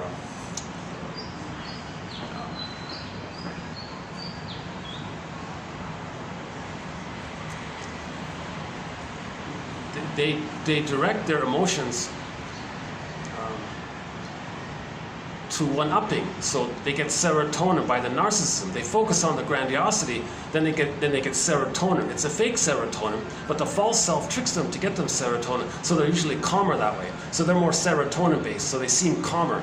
The anxious ones, they're still searching and hoping and groping and pleading and romantic love, hopeless romantic. So they're more dopamine-chased. So they're more active and they're more. You see their emotions, they're hard on the sleeve. So you see things that way. So they're more relationship-based. The prior ones forget about relationships. Relationships are just utilitarian things, part object relating. But the clingers, they're in the midway point. They want to move towards whole object relating. Now, if the poor clinger marries the stinger, oh boy, the clinger is really a fool because they're going to be shamed, controlled, or damaged by the previous stingers until they wake up, leave, and write a self-help book called Codependent No More. So in the last video we had some quotes about that's the clinger, synonymous. The clinger has the attachment, the insecure attachment style known as ambivalent, anxious, or preoccupied. Anxious individuals tend to project onto a relationship partner their own unmet needs for safety and protection, and assume detailed interpersonal similarities where important differences exist. Oh yeah. So the sweet lemons, they deny it. They want to see the stinger as good. They use sweet lemons. Oh, he's not sour and bitter and all. Oh, he's sweet. So they trick themselves. They deny it. They lie to themselves because they want to recreate the other being good. So they make it up. So they make up that the one that's hurting them is good, because they want to resume development. So Now the stinger, by the way, is thrilled at this arrangement. Oh good, you want to idealize me and try to save me? Knock yourself out. All I want to do is shame you, control you, or hurt you. One of those stinger ways. You see, and it takes them 7 years to finally realize what happened. This clinger says, oh my God, this whole time I've been endlessly nice to them and doing everything for them and pleasing them and trying to help them and accommodate them and do what they want. These kind of, and all the time they hate me and they're hurting me. Oh my God, they're just shocked and they're disgusted at this. So they really, it's a real wake-up call to know about the existence of the narcissistic pattern, because they deluded themselves. They didn't know of its existence because they sort of passed it, they forgot it. They moved into the clinger phase. So they're not aware of the prior phase. Or if they partially do, they deny it because they're so desperate to replay and resume development. The clingers can't be on their own yet. They're still dependent, they're still like children. The prior ones are infantile gods, the other ones are still like human wounded infants kind of thing in the mentality, right? So anxious, preoccupied clingers, they tend to project onto a relationship their own unmet needs for love, protection, safety. Because they want the parent, right? The other's the parent. Now, the stinger be the parent for them? What a delusion. The stinger has no idea what you're talking about. They can't provide any kind of goodwill towards the clinger. They just want to shame, they want to because they're married to mom, they just want to be loyal to the mom and replay. And meanwhile, the clinger thinks, oh, he's got a kind of pseudo-strength, a pseudo-independence. Well, I'll trick myself and say that's real independence and real parental strength. Oh my God, they're deluded. An infantile, enraged infant is not a healthy parent, but they trick themselves to again, it's called sweet lemons maneuver. Okay. Avoidant, the avoidance of the previous ones, the dismissing ones. Avoidant attachment style project onto a relationship partner their own undesirable traits. Yeah. So the stingers, their wounded self, they're going to project the wounded, shame self onto the clinger. They identify with the aggressor, shame their partner to replay how the mother shamed them. So their undesirable traits is their own soul. They reject their own soul. They put their wounded soul onto the clinger and then shame the clinger to replay how the mother shamed their soul. See? Which gives them an added reason to dismiss or disparage others and maintain distance from them. So this adds to the separation, of course. They're replaying the distance with their mother. In this way, those with the secure attachment style are better equipped to form mature I, thou, I'm okay, you're okay, positive self-concept, positive other concept, positive working model for self, positive working model for other, I, thou relationships, where we can see our relationship partners as more complicated and more valuable than our projections. Okay, so they're people, not just your projections, and engage in authentic dialogue with them. You make I statements. TQ 2360 on how to make an I statement. So you see them as a person, their fullness, wounded. You see the reality that they might be in pain, but you're both conscious, so you make I statements. So you're teammates that way, right? We're both wounded, let's be conscious and heal together, grow together. But secure people make I statements when there's misunderstandings like that, so they can talk it out and work it through, that kind of thing. But the prior types, it's just reenactment. They're living in the past and the present. Uh-oh, I gotta get them. Okay, still okay. 3 o'clock. Yeah, okay, got an hour left here. Just realize if I am going to come back here, this is the time to come, right here, in between the lunch and the dinner.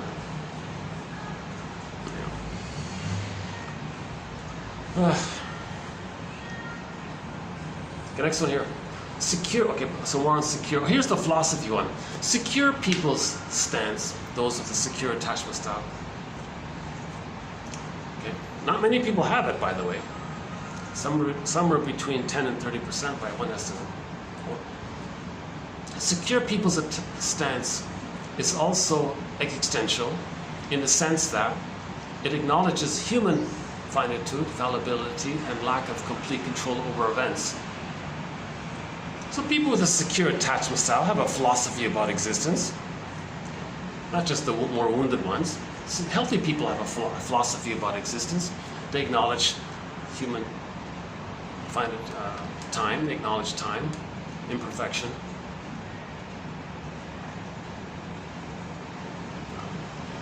Ironies of life. Life can still be satisfying even though there are disappointments. Look up Helen Kramer. She has a good quote about this, about the adult perspective. But their view of existence, is not the secure attachment style. Their view is not dominated by helplessness, hopelessness, and all that. Right? Okay, they can view events and experiences fairly objectively, while taking pleasure and comfort in the endless possibilities for creativity, shared goals, real accomplishments. Okay, so they can enjoy present even though life isn't perfect, they can still enjoy. Not schadenfreude enjoy, not playing big shot enjoy, not vindictiveness enjoy, not that kind of enjoy, expressing the real self, heart to heart, path with heart, those kind of real accomplishments, that's generative, that's loving, has a loving purpose, comes from the real self-expression, it's shared, it's creative, it's new, it's helpful. Sort of delight in that area. Whereas the influential French existentialist Jean Paul Sartre claimed that, quote, hell is other people.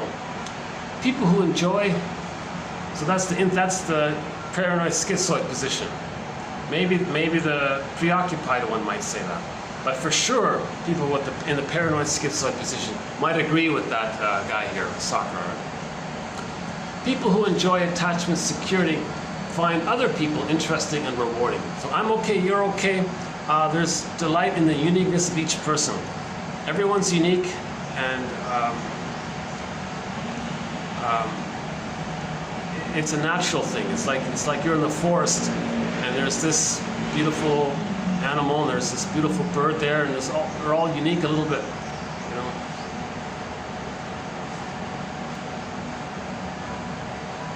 So any of these negative philosophies,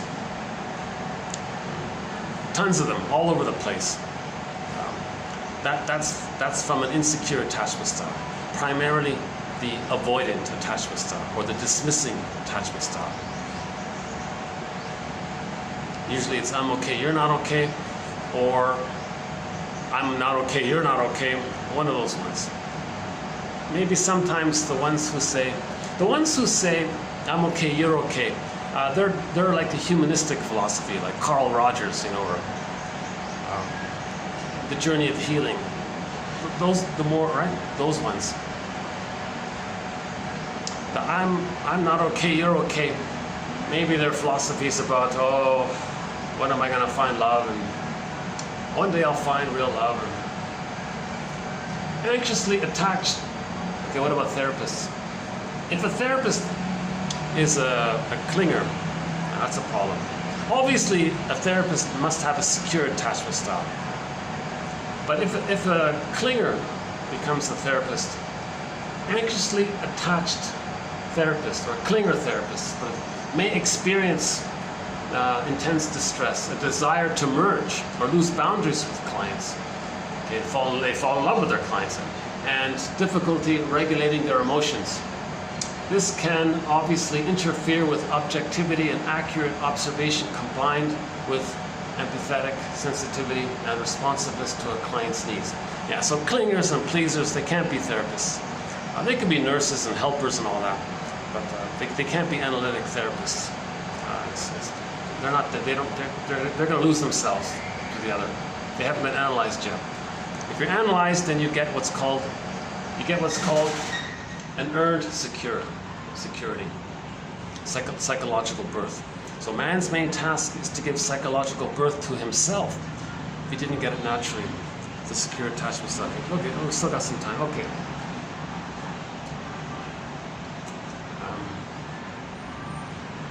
Therapy provides a secure base that supports exploration of painful and threatening experiences.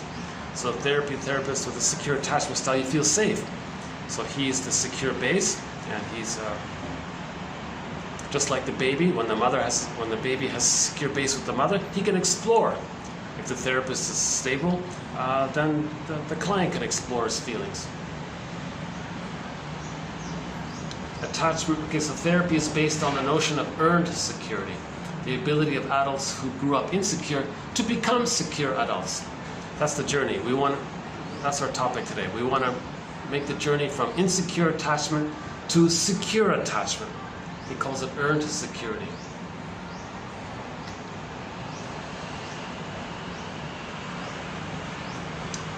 Whereas secure people's regulatory efforts usually promote communication, compromise, and relationship maintenance, avoidant people's efforts are aimed at minimizing closeness and interdependence, regardless of the effects. So secure people, they focus on relationship maintenance. See a therapist for a check. We need a checkup, just like cars need checkups and tune-ups. Relationships, you can think of it that way. Emphasis on making I statements, learning how to communicate. The avoidant ones, forget all that. I don't want intimacy. I just want to shame my partner and trick them to accept it. So the gaming, all the gaming. What about the effect of the relationship? I don't care about the effect. Person with the narcissistic pattern, the avoidant ones, they can't care about the other person. Empathy hasn't entered the psychological picture. Care about the other person's feelings, it hasn't entered the psychological picture. So it doesn't register for them really. Secure people can reappraise situations, construe events in relatively benign terms, symbolically transform threats into challenges, maintain an optimistic sense of self-efficacy, and attribute undesirable events to controllable, temporary, or context-dependent causes. So people with a secure attachment style, if something's, it's undesirable, or maybe it's temporary. The situation is a factor involved. Yeah, crisis leads to opportunity, right? Symbolically transform threats into challenges. Makes you stronger. Reappraise situations. Construe events in relatively benign terms. Yeah, so the paranoid view isn't there, right? You're not projecting the boogeyman onto others all the time.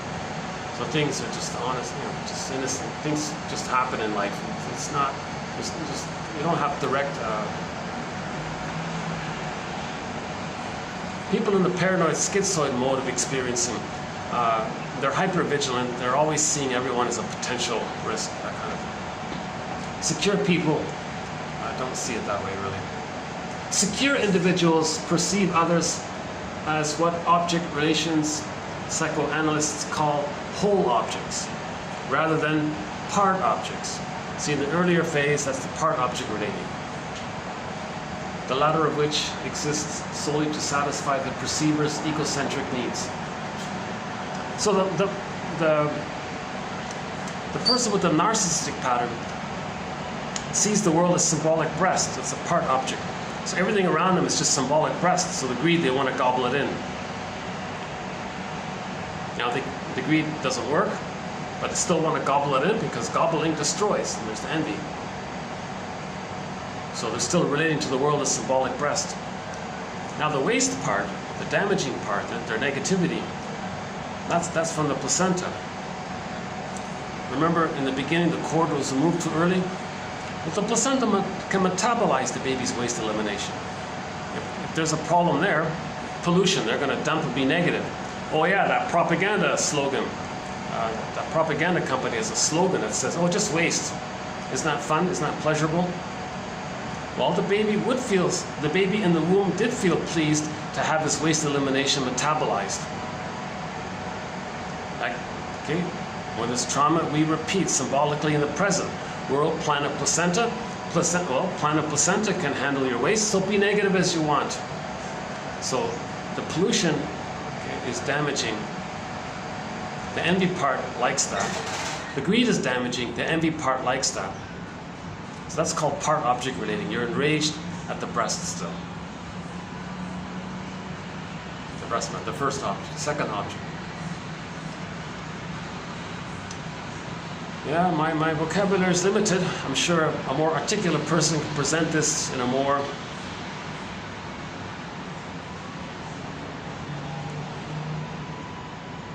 It's funny, so two people could say the same thing. One says it simply, but emotionally you reject it because of the way it's delivered. Someone who's calm and says it with more vocabulary, and you might accept it, but it was the same message. So you got to focus on the message more.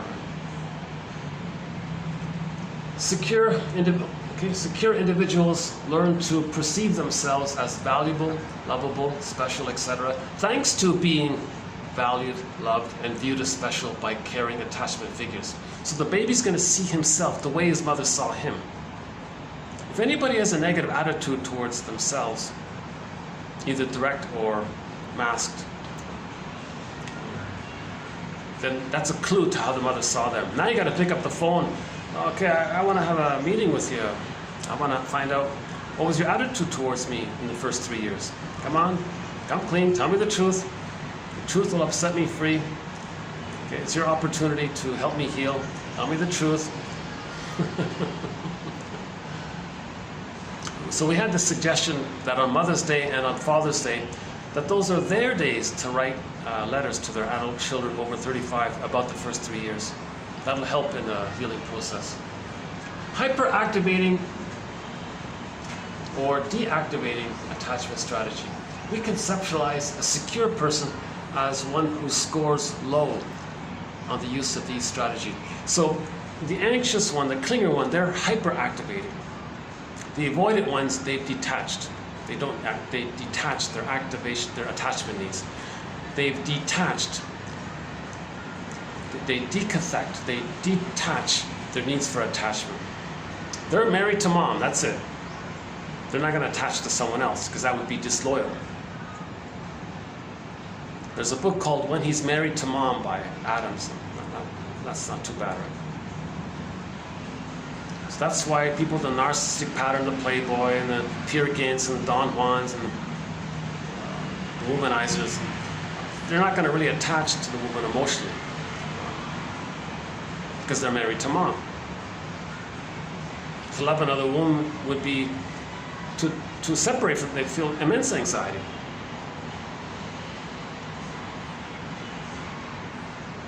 But the clingers and the pleasers, they're eager, they're hyper attached. They easily attach. They fall in love fairly quickly, and they ignore all of the red flags because they're just this compulsion to reattach. It's like that puppy. They want to. They're like puppy. It's puppy love. It's very strong. The clingers and the pleasers. The stingers, they're more like Scrooges, right? They give it up on all that.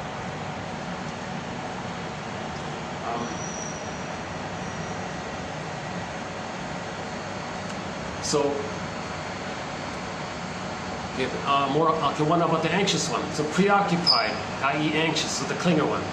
Preoccupied, i.e. anxious individuals are entangled in worries and angry feelings about parents, are hypersensitive to attachment experiences, and can easily retrieve negative memories, but have trouble discussing them coherently without anger and anxiety. Oh yeah, in yesterday's video, if you ask somebody in the paranoid schizoid position to describe their childhood, they'll get a huge reaction.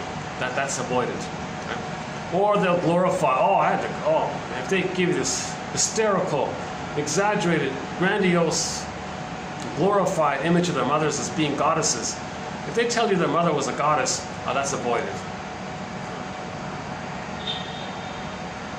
Now, if you ask a person, the clinger ones, the anxious ones, they'll talk about it, but it's confused, they ramble on, it's incoherent, parts of it are true, it's long-winded, so it's messed up like that. But the avoidant ones will deny it or give you some exaggerated cynical. Either they'll be cynical or they'll attack you or they'll gloat about some made-up one or something.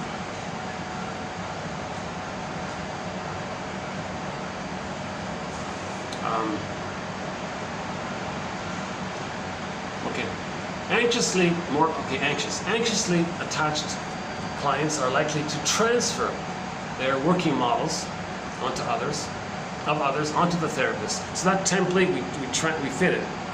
We distort our perception of the present to fit the template because we want to replay the template with the fantasy that we can update the template. So we're going to distort the present, misperceive the present, misuse the present, selective attention, selective disattention, tricks of the mind, exaggerate one, believe one, to fit the model.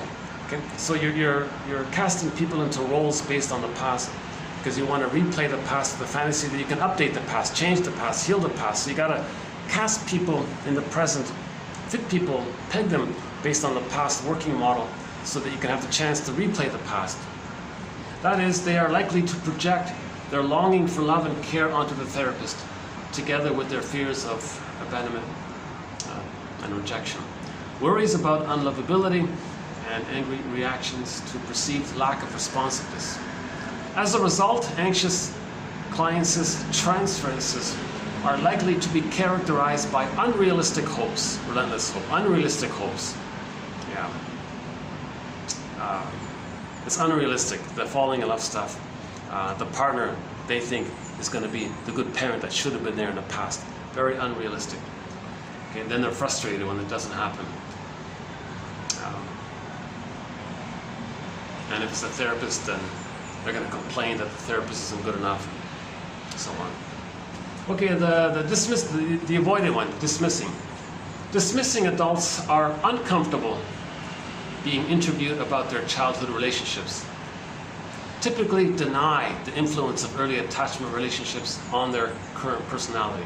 So they don't want to make the link between what happened in childhood and who they are in the present. No way. They don't want to make that link. In trauma, to make that link would be disloyal to the mother. And they are disloyal, and they are the mother. And the mother caused that broken link. They will have difficulty recalling specific events and often idealize or attempt to put a positive spin on what seems to the therapist to be a negative experience. The therapist moves toward a dismissing classification if the client seems to have been rejected by one or both parents or pushed away, despite his or her claim that the parents were loving. So these are the ones that said, oh no, I had a very happy childhood. Oh no, and they want to be very convincing, and they want to say it in a way that it's impossible for you to question it. So believe me, like, oh, you got it, oh man, I got it, and they go on and on.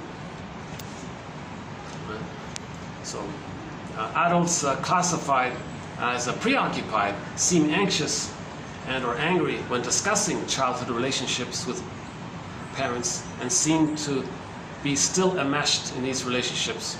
They tend to give long-winded answers marked by confusion or inconsistency.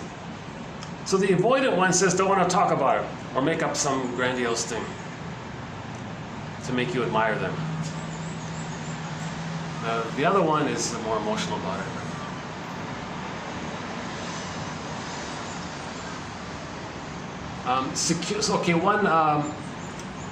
So we talked about a little bit about the secure, anxious, and avoidant. There's another one called disorganized or unformulated. Another author calls it disoriented. So they seem to be synonymous. Disorganized, unformulated, or disoriented. Characterized by odd, awkward behavior and unusual fluctuations between anxiety and avoidance. So his theory here is maybe this so-called disorganized attachment. They're chaotic. They're gonna have both at the same time. They're gonna be avoidant and anxious, and looks odd, and it's very confused. So the attachment style, the mother was too abusive, basically.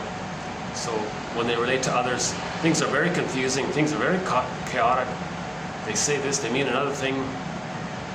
You meant that? No, they meant another thing. So the cat and dog thing is there. Two sides of an attachment relationship. So this is what we want. We want the secure, trusting, happy baby and the warm, loving, security-providing mother. That's the image we want. So that Henry Moore sculpture, maybe he's saying that. It's called a positive magic gesture. Maybe that guy, Henry Moore, was saying, look, mother, you see these sculptures I'm making?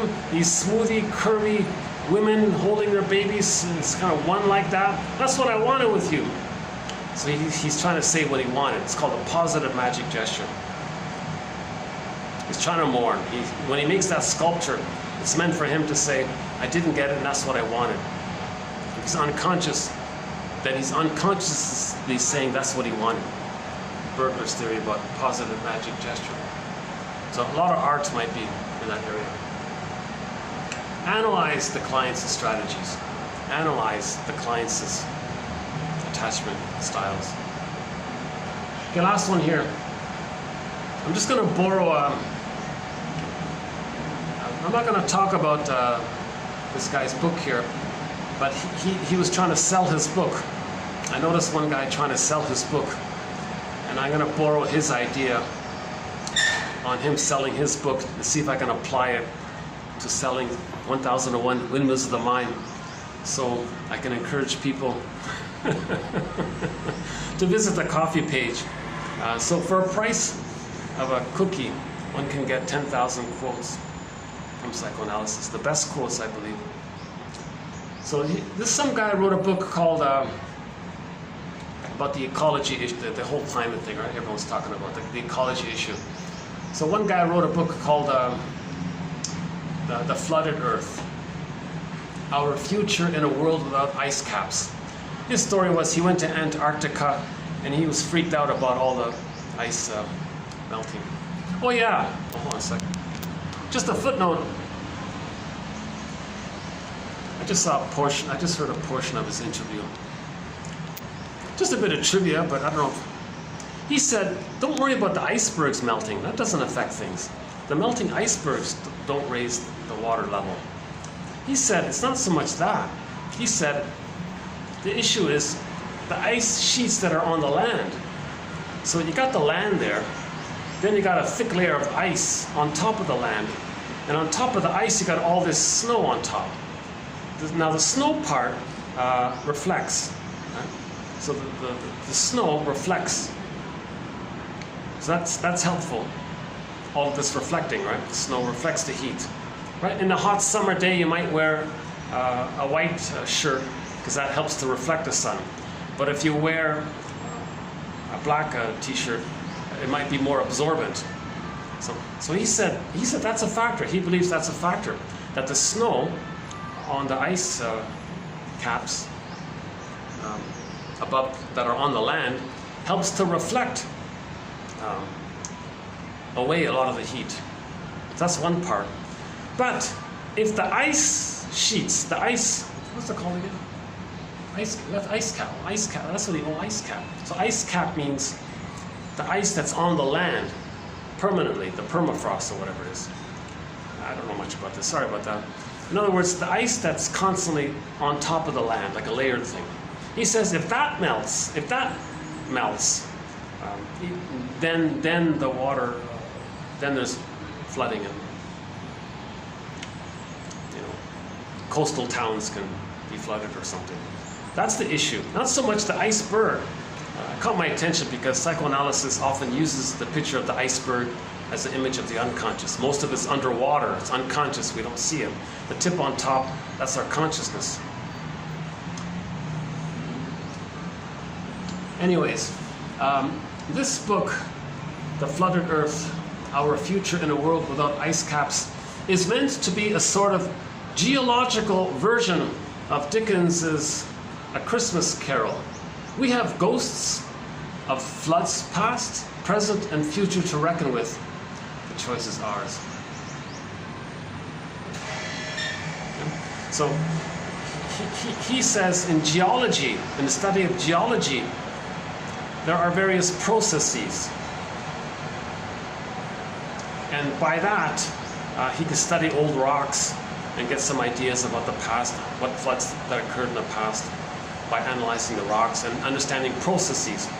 So it kind of resembles the unconscious, the personal unconscious. We have processes in our unconscious. So we can have the ghost of the past, present, and the future. If we are repeating the past and the present, so the ghost of the future, but the future hasn't been made yet, right? If we're conscious then we're not blindly repeating the past and the present. If we're conscious of the present, once we're conscious of the present, then we don't repeat the past anymore. The past is like a ghost. We want to lay the ghosts. We want to lay these ghosts. Let them be the ghosts. The ghosts want to be laid to rest and become ancestors. Hans Lowell talks about this. We want to witness the past memories, lay those ghosts, unfinished business to rest. They become ancestors. If they're ancestors, then they're feelings that we can accept. Ancestors means we got our feelings back. Ancestors means we got our feelings. Ghosts means we lost our feelings. Oops. Okay, all these quotes, except the last one there, come from a book called Adult Attachment. Attachment in Adulthood by Shaver and Me Colinser, all from the one book there. Not a bad book, a thick sort of book. Kind of dry. He just reports on other people's things, research. A lot of people study this topic, attachment theory. Again, the best book probably is that Levine and Heller. Amir Levine and Rachael Heller. A little book called Attached. Immensely, wildly popular book. What Alice Miller's book called The Drama of the Gifted Child did for the inner child movement, healing the inner child movement. I think this Attached book is equivalent. It has that popularity and power. And you can hear an audio version of the whole book on YouTube.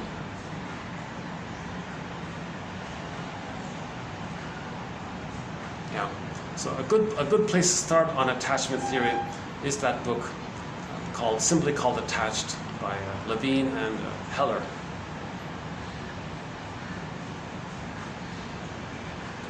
Translated into many languages, easy to read, very clear. He keeps it very simple: secure, anxious, or avoidant. Just stick to those three as a starter. The other more complicated ones he doesn't dwell into, but it's a good starting place. Just keep the three: secure, I'm okay, you're okay; anxious, I'm not okay, you're okay; avoidant, I'm okay, you're not okay; or I'm not okay, you're not okay.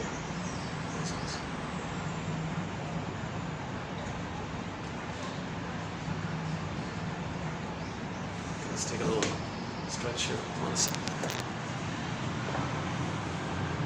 Oh, there's still some guests here. All right. Oh, this didn't turn out to be so bad. After all.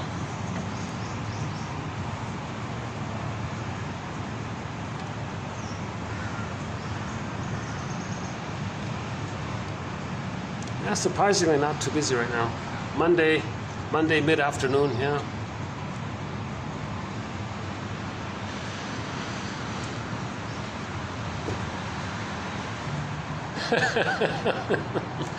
So that waitress wanted to check me out, so she put out this little plant here. I don't know, I'm not sure what it is, but it's nice. It's okay. It must be what do you think it is?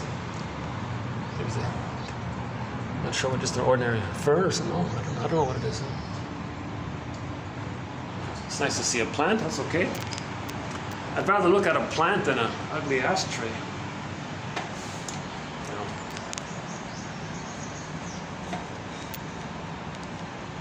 Here are the kids' high chairs.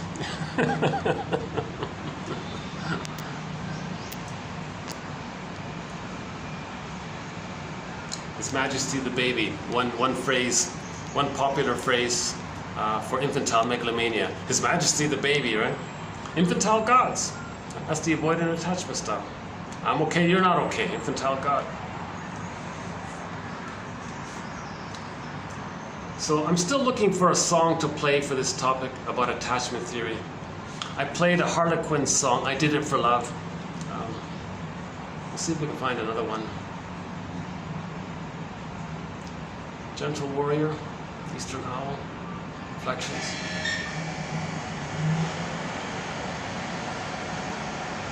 What about Reflections?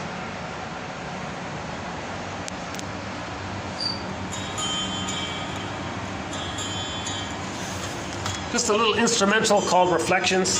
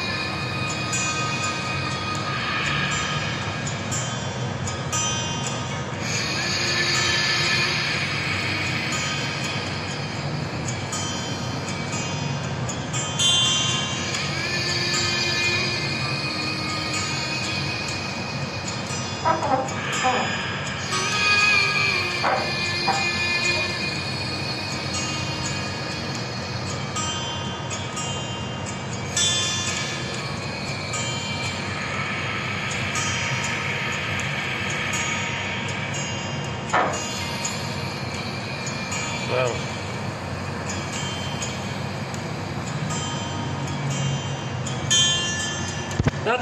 This song, Reflections, comes from Sona. What's her name again? The singer from Gambia.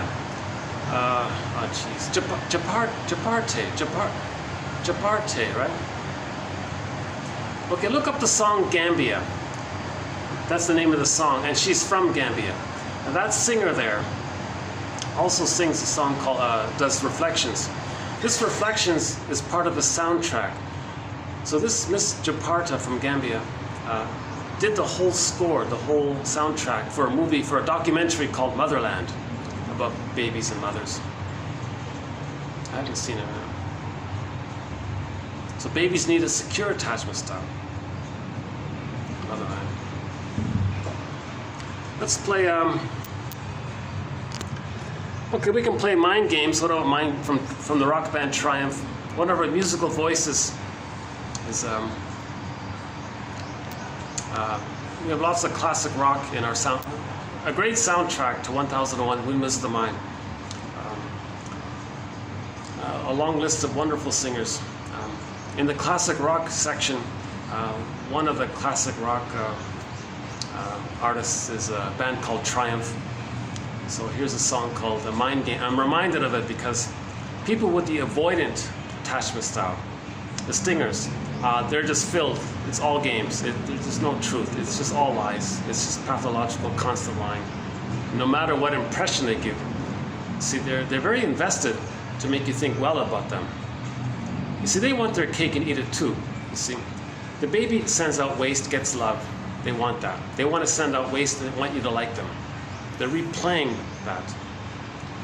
The breast metaphorically metabolizes the person's distress and pain, and the mother sends love. Okay? So people with a narcissistic pattern, they want to be negative towards you, but do it in a way where you admire them. They want their cake and eat it too. They want to spread out the waste, and they want you to respond in a positive, glowing way. All right?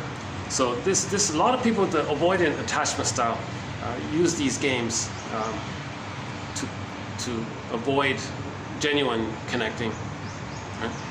And in this song here by Gilmore sings it, right? Mind Games. It's off the live album, the live album, Stages. And he was saying, in the relationship, Yeah, why are these mind games?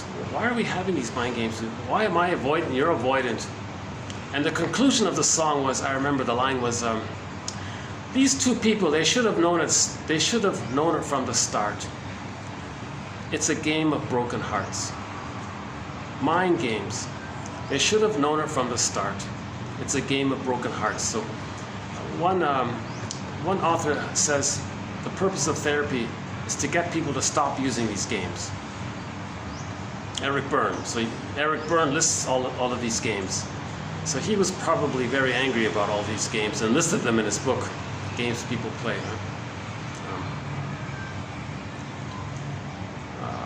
What's his name again? Kaiser. Helmut Kaiser, is that right? Yeah, Kaiser. He says you want to analyze all of these games as well. Duplicity analysis, because these games, on one level, it's about recreating the fusion with the mother. If they shame the other in their games, then they're fused with the mother. They see their wounded, fused self onto the other, identify with the fused mother part, shame the other, and they preserve the fusion with the mother. So duplicity analysis, these games analysis, is about this unresolved fusion. So they want to recreate the fusion by shaming the other, because the mother shamed them. So he says, Helmut Kaiser says, oops, we're going to get asked to leave here, maybe? No, it's okay. Oh, okay, we're okay. Got about 15, 20 minutes left. Yeah, okay, so let's play mind games. This would be a good song to correspond with the avoidant or dismissing attachment style.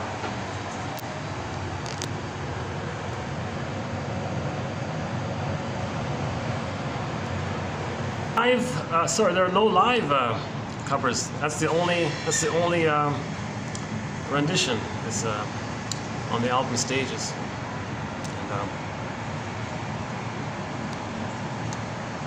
And, terrible music video. They actually made a music video for that song. It's pitiful, but one idea that I remember was he felt a lot of shame by the woman playing all of these mind games, and he just wanted to disappear. So the image was the sofa swallowed him up. He wanted to disappear. He wanted the sofa to image of shame, right? So in the narcissistic pattern, the baby's very shamed. He ends up with the hungry, enraged, empty part self, or the shame self. So when you replay it, you feel it, and if you're shame, you want to hide, kind of thing, right?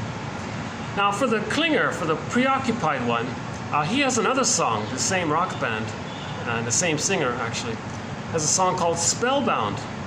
And that one, he's in a trance. He met this girl, he watched a music video for Spellbound. So the character there sees a girl, a pretty girl, who somehow has some kind of psychological attributes that resemble the psychology of his mother. So he's spellbound, and he's in this trance. He's one with his mother. But the message of it, if you reach to the conclusion of the music video, he turned to stone. She turned him into stone. See, again with the narcissist myth, Echo was turned to stone. That's the freezing of our feelings. See, in most of these love songs, they're going to be about this, either the avoidant, the painful one, you're a heartbreaker and all this. No, the partner isn't a heartbreaker. They just remind you of how your mother broke your heart. They just reminded you of it, that's all. So we played the song Heartbreaker, Flüchtlinge in German. There's a very good German cover of that song Heartbreaker called Flüchtlinge, sung by Katja Epstein.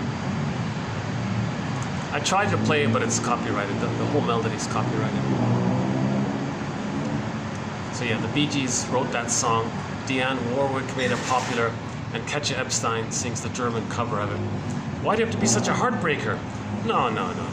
And Rick Sanchez has a song. You're a mistreating heart. No. These people in the present just reminding you of how your mother mistreated your heart or broke your heart. That's all it is. And notice we don't have many songs about healthy, abiding love. 99% of these love songs, romantic love songs, are about these two anxious types, the narcissist in reaction to the narcissistic one, or the codependent one. Usually it's the codependent one ranting and railing about the narcissistic one. The narcissistic one doesn't know what you're talking about. They don't care. And that's why the clinger is singing all of these songs. How can you not care? You know? After all we've been through. Oh yeah, After All. That's on our soundtrack. We have a song called After All. Yeah, why don't we play that song? We haven't played that in a while. By the band Delirium. The band Delirium. We have some songs on our soundtrack from the band Delirium, and one of them is called After All. Why don't we play that one here, if we can find it. Hold on a sec, just give me a minute.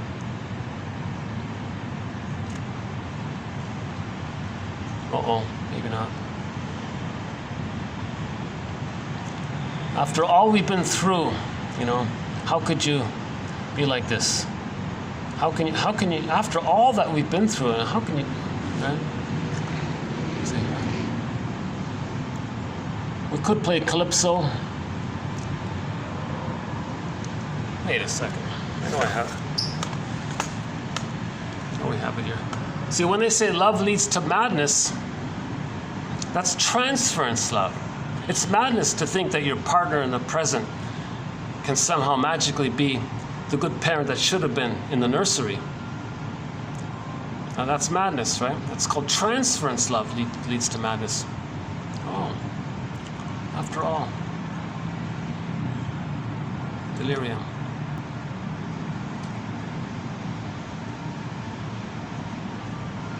Delirium.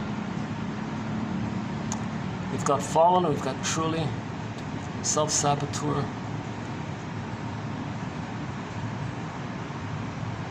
After All, here we go. Here's a song called After All, the acoustic version. Very good song. She knows the voices in her mind. They tell her to leave.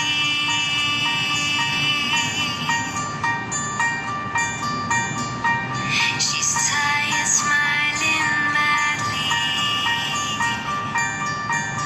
until silence becomes very silently a noise in her mind.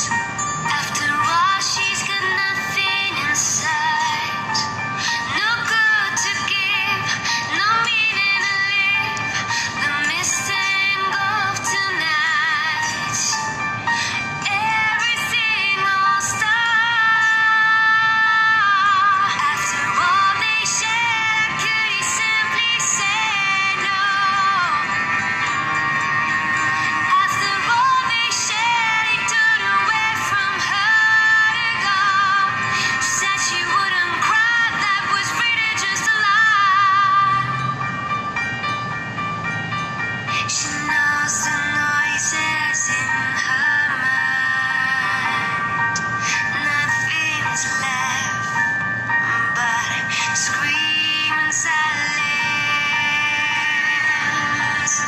After all, she feels numbness inside. Feels numb. The feeling's The feeling's gone. gone. She's upside down. The pictures behind her closed eyes. This time you went too far.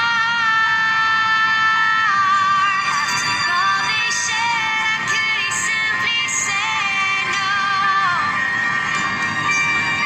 After all they shared, he turned away from her to go. She said she wouldn't cry, that was really just a lie. After all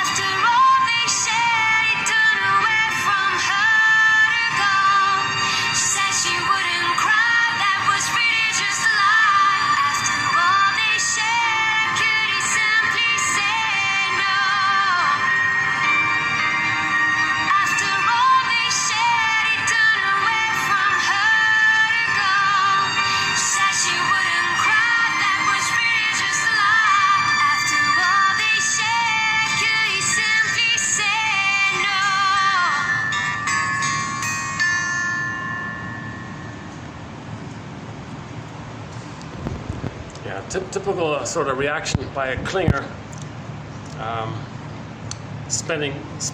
giving her whole heart to the stinger over a long period of time, and finally maybe she wanted more, and he dumped her, something. How can you do this? The stinger says, don't you get it? It's my nature. Oh, that terrible one about the nature. Remember that one? The scorpion says to the frog, "Hey, frog, help me cross the river there." "Are you kidding? You're going to sting me or something." "Oh, no, I won't do that." "You sure?" "Yeah, come on." Okay, so the frog helps the scorpion to cross the river. When he gets to the other end, the scorpion stings him. "Hey, you broke your promise." "Well, come on, that's who I am, you know." The narcissistic pattern, that's their deep structure. They're afraid of self-awareness. They're afraid of consciousness. They're afraid. They don't want to read. If they read a self-help book, they'll be cynical about it, or they'll mock it and use it to inflate their image or something. But it'll be used to serve the narcissistic agenda.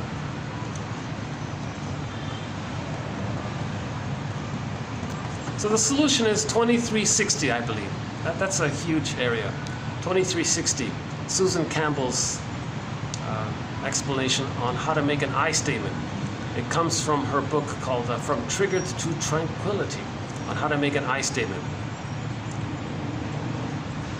So she has a little self-help exercise process. And we did it recently, 2360.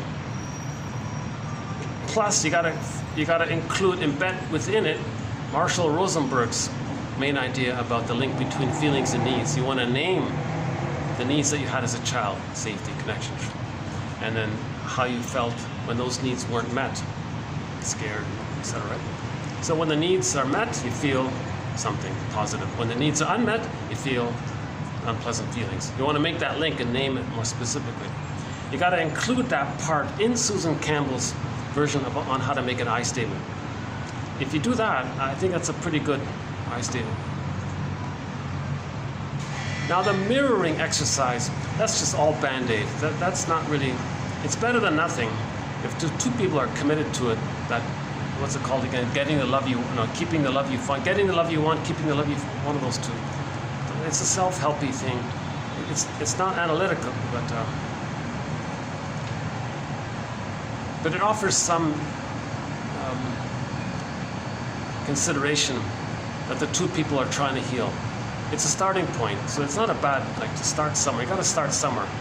I think self-help books get people started, and then you go, well, there's something more. Okay, when you get to that point, then you go to www.buymeacoffee.com/psychoanalysis and get the complete collection, 1001 Windmills of the Mind, now with over 10,000 quotes. Now on the YouTube, you can get most of them.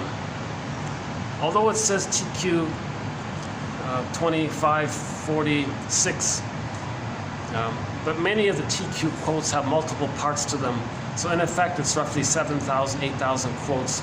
The remaining quotes are sort of in the honorable mention pile, which are only available in the file. It's approaching it becoming an encyclopedia of soul repair from the psychoanalytic perspective, or the second language. The jargon is helpful. The jargon helps to create a basket, and then the egg can come in. Psychoanalysis looks for an egg in a basket that's missing. This jargon is like creating this basket so the eggs can come in, the feelings, the potential can come in.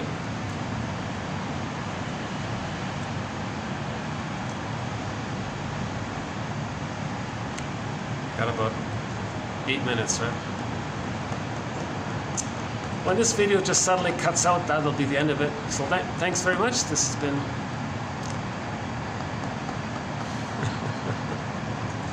to whoever may see this, thanks for watching.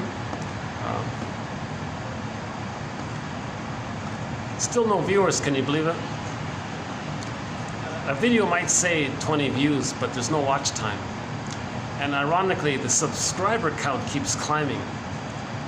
But my theory about that is that it records what you say, and then it customizes your news links or something. I talked about in our music quotes. We talked about the tritone, this abrasive quality of techno overlapping sounds that are not in tune, and it creates a kind of tension. They call that the tritone effect. I talked about it in the camera. The next day, I went to the Google homepage, and they have that Discover feature, and they link articles from places. It said, oh, here's an article about the tritone effect, Diablos and Musica. Oh my God. I think it's because I think maybe, I could be wrong, I think maybe it's because I mentioned it, or because I typed it in the quote, and that subscriber thing, they record, and then they customize news stories for you based on your interests. Kind of freaks me out about that. Does that mean other people didn't read that article? Is each person just getting news items linked to their interests? Shouldn't we all be reading the same news?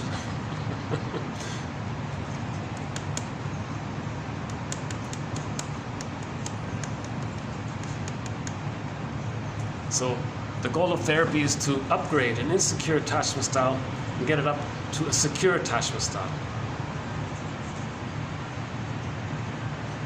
Secure attachment, we differentiate it. If we differentiate, means we have our golden ball. Now we have our feelings. Now, if the situation calls for enjoyment, we can enjoy it. Interest, curiosity, wonderment, all of the related feelings around joy, we can have it. If the situation calls to mourn losses, well, we have sadness, so we can mourn the loss. If we don't mourn losses, complicated grief, aggravated grief, prolonged grief, the derailment of the grief process. And the problem with complicated grief is that the person goes through life always being reminded of the loss. So they're triggered again, but they gotta deny it. They're triggered again, but they gotta deny it. The amygdala can become enlarged. That's a theory. So check out the comedy film Bob's Enlarged Amygdala, or Bob and His Enlarged Amygdala, one of those two. It's a 30-minute home comedy film. It's called EAS. They created a fictional diagnosis called EAS, Enlarged Amygdala Syndrome. Now maybe it's true, maybe the amygdala does become literally enlarged, or maybe it's just a metaphor to describe the overstimulation of the amygdala. The amygdala is hyper stimulated, so they're always reactive like that.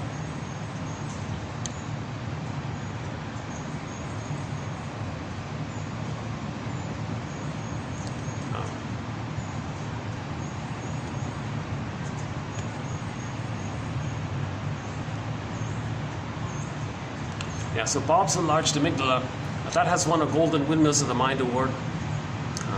We have 21 Golden Windmills of the Mind Awards issued already. One went to that comedy film, Bob and His Enlarged Amygdala. And the most recent one was Morton Kiesen's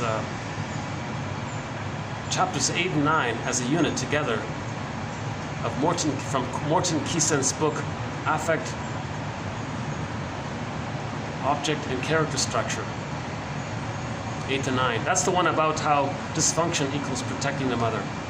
Oh yeah, so we want to move from an insecure attachment style to a secure attachment style, an earned secure attachment style. An earned secure attachment style means you got your golden ball back. You differentiate it. In order to differentiate, you got to forgive the parents and see the two sides of the parents. A lot of emotions come up around it. You got to mourn the good mother that should have been there, that was never there. You got to mourn someone you never even knew. The loss of someone who should have been there. How do you do that? So you got to talk about that.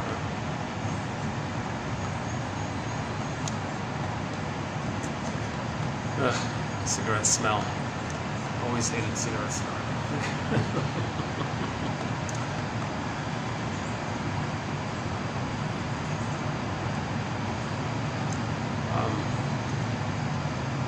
Yeah, but fewer people are smoking, right?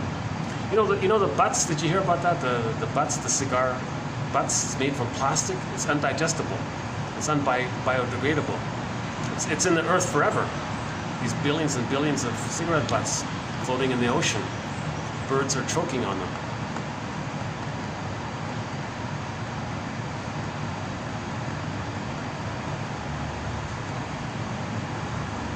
Yeah, what's that guy's name again? I forgot his name. Oh, the movie, the documentary called Albatross. They did an autopsy on some of those birds there. Their bellies were filled with plastic. Someone said, you know, that could have been my plastic bottle cap in that bird's belly.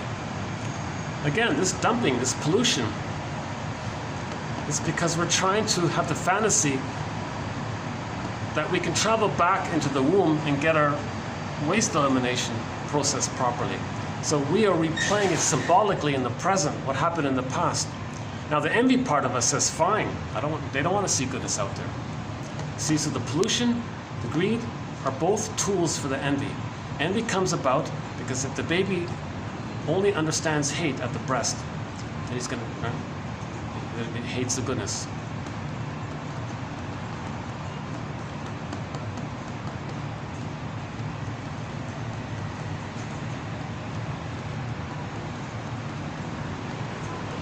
A secure attachment style means the person got the goodness.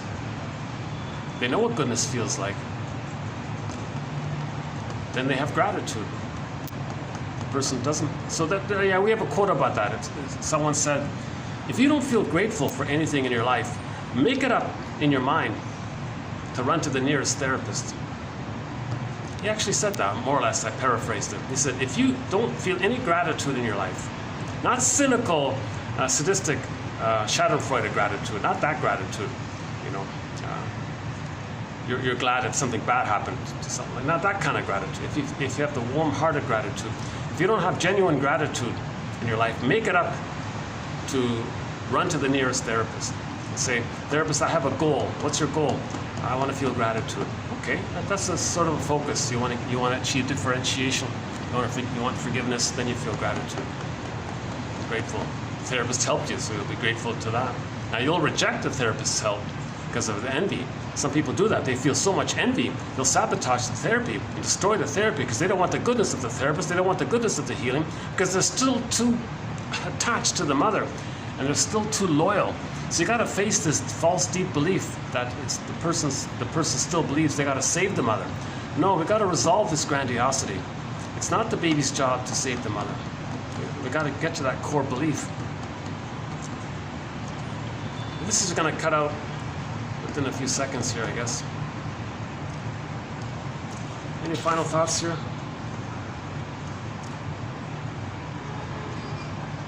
Oh, locked out here.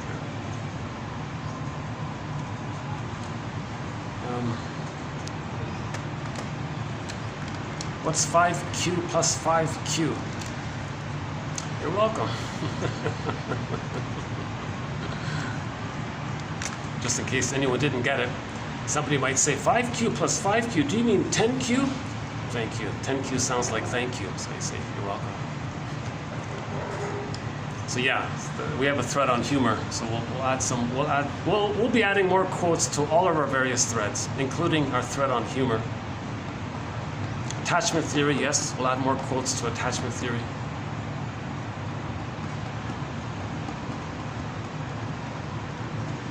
I'm glad that today we had some quotes about describing the secure attachment style. That's encouraging, yeah, that's good, I like that.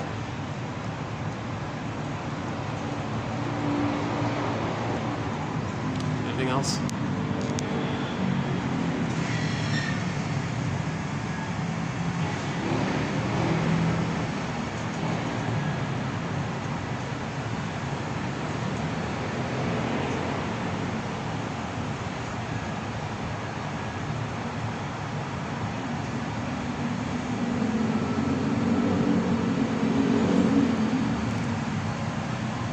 Still record? Oh, still got a minute here, okay.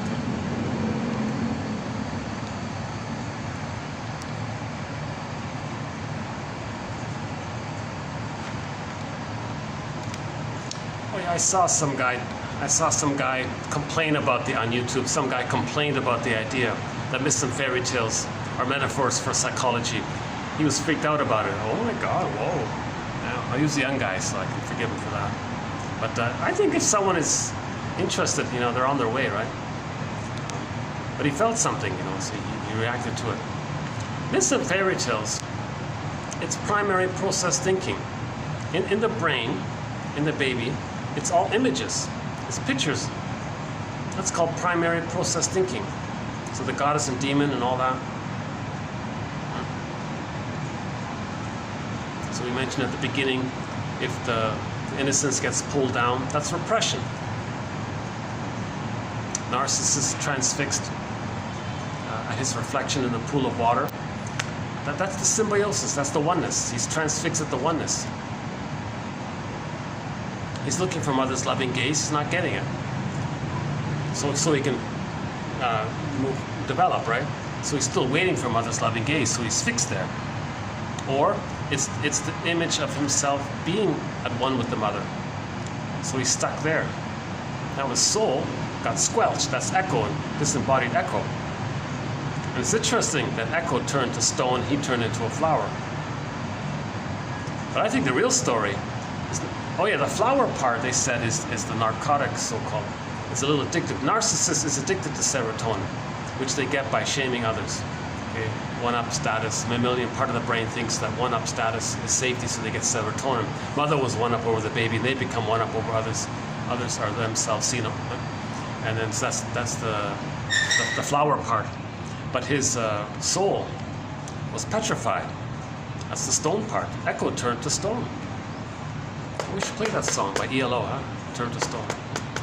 But I think in the many loves of Dobie Gillis, that character, Maynard Krebs, he collected petrified frogs, maybe as a symbol for our frozen emotionality.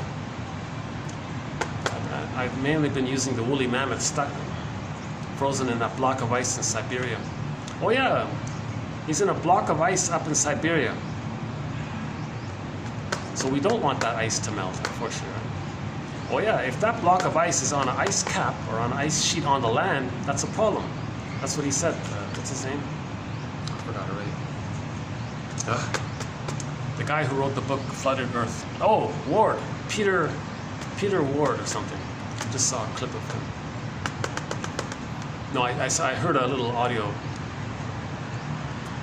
I heard an interview with him on the program. What's it called again?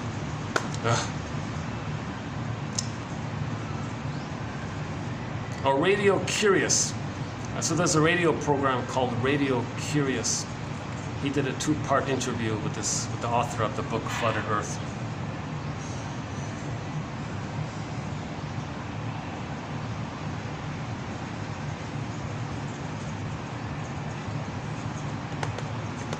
And he said that there's a lot of resistance to teaching the public about simple scientific things, and his colleagues don't like it and all that.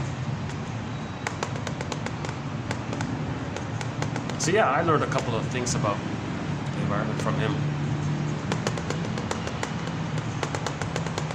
But I think it's psychology. I think psychology offers a big help. If somebody as a baby never felt love, they don't understand love, they're just filled with hate. They don't see. And if they're filled with hate, they want to express the hate, thinking that if they express the hate, maybe mother outwardly, symbolically, will change her ways and provide the love. It's ridiculous. No thing in the present can be the good, loving mother from the nursery. But that's what hate means. Hate means they didn't get the love. Hate is a response to unmet needs. And a lot of these personalities from the avoidant attachment style, it's all hate-based, right? So if somebody's filled with hate like that, that's for them to know, like Marshall Rosenberg said, that the missing love. Where's the love? Where's the love, right? Isn't there a song, I Want to Know What Love Is? Where's the love or something, right? What's his name? Lou Gramm, right? Lou Gramm. Yeah, we haven't played any songs by Lou Gramm, right? Yeah.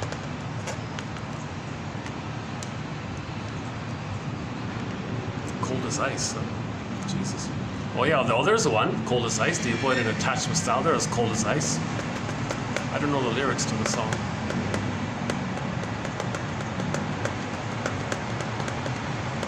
What's the main song? Oh, Feels Like the First Time. That's the big hit, right? Feels Like the First Time. Yeah, we don't have any songs from ELO, but if we do play a song from ELO, maybe we'll play Turn to Stone. I'll check the lyrics first, and maybe Mr. Blue Sky. No blue sky today. This is Mr. Gray Sky here today. Yeah. But it's better. The smog and the haze is much better today. Yeah, it's much better today. Oops, exposure locked. Still recording, eh? Okay, a few minutes. Okay, final thoughts here.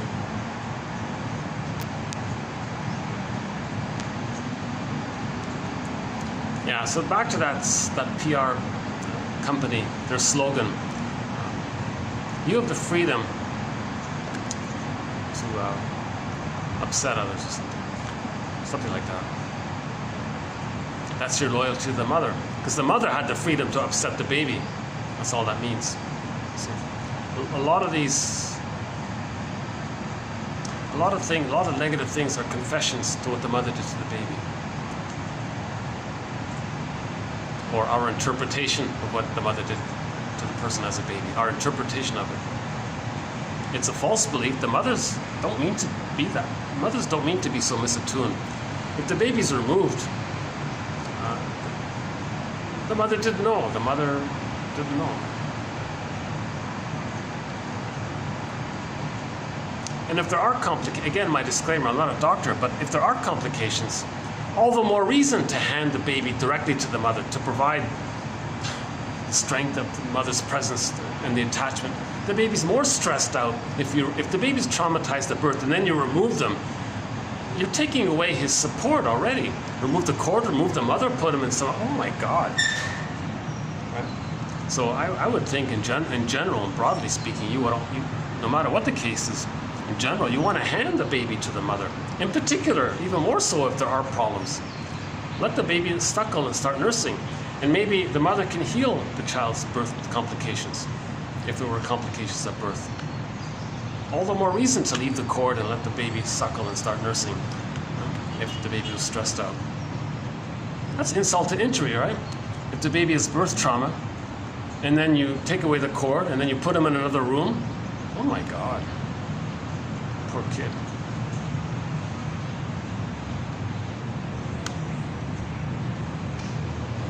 Now that kid can still get 10 PhDs on the wall, but his unconscious will co-opt those 10 PhDs to facilitate the reenactment of what happened to him, basically. To replay what happened or to communicate what happened in symbolic form. A lot of the things that we're doing are symbolic of the nursery.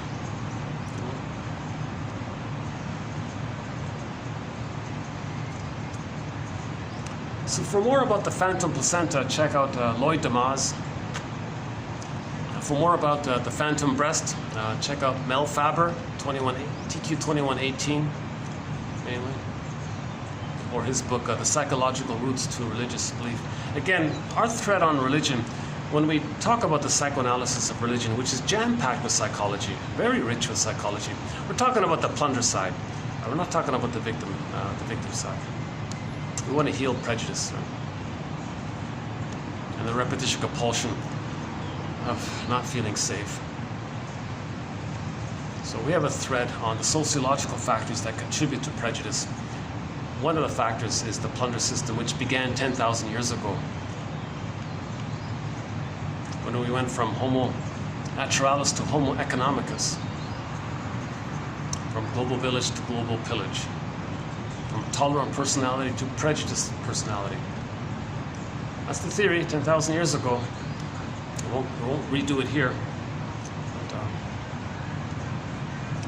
the story begins with Homo bodoensis. We used to be Homo bodoensis. We, Homo sapiens, are an evolution from Homo bodoensis. And Homo bodoensis, we got to give Homo bodoensis a lot of credit. We should feel a lot of immense gratitude and appreciation to Homo bodoensis, because he adapted to weather issues. He figured he adapted, right? And we became an evolved version of Homo bodoensis. But we wouldn't be here as Homo sapiens if it weren't for us as Homo bodoensis. Now, Homo bodoensis gave their babies a secure attachment style. Their temperament was calm and loving, and I'm okay, you're okay. They had that. They had the secure attachment style. And when Homo bodoensis evolved to Homo sapiens, we used to also give our babies a secure attachment style. And that continued for 150,000 years. So the temperament of Homo sapiens was pretty calm, actually. Things happened about 10,000 years ago, the discovery of farming and agriculture, where we got all this serotonin. It's like winning the lottery. And maybe there was some kind of weather issue, flood or something, who knows, ice, flood. And then we panicked. And that's when we began to the pillage model to maintain the serotonin. So babies are traumatized for that purpose. So that's the first time ever any mammal was traumatized deliberately, right? They call it suffer the children. The babies were removed from their mothers 10,000 years ago to make them prejudiced, because when babies are removed to deal with the pain of that, they're going to think goddess and demon imagery. And that's the ideology, the psychic structure needed for prejudice. Prejudice leads to the prejudiced personality. The prejudiced personality combined with the repetition compulsion of the trauma is the psychology behind the pillaging. Right? I'm still recording, huh?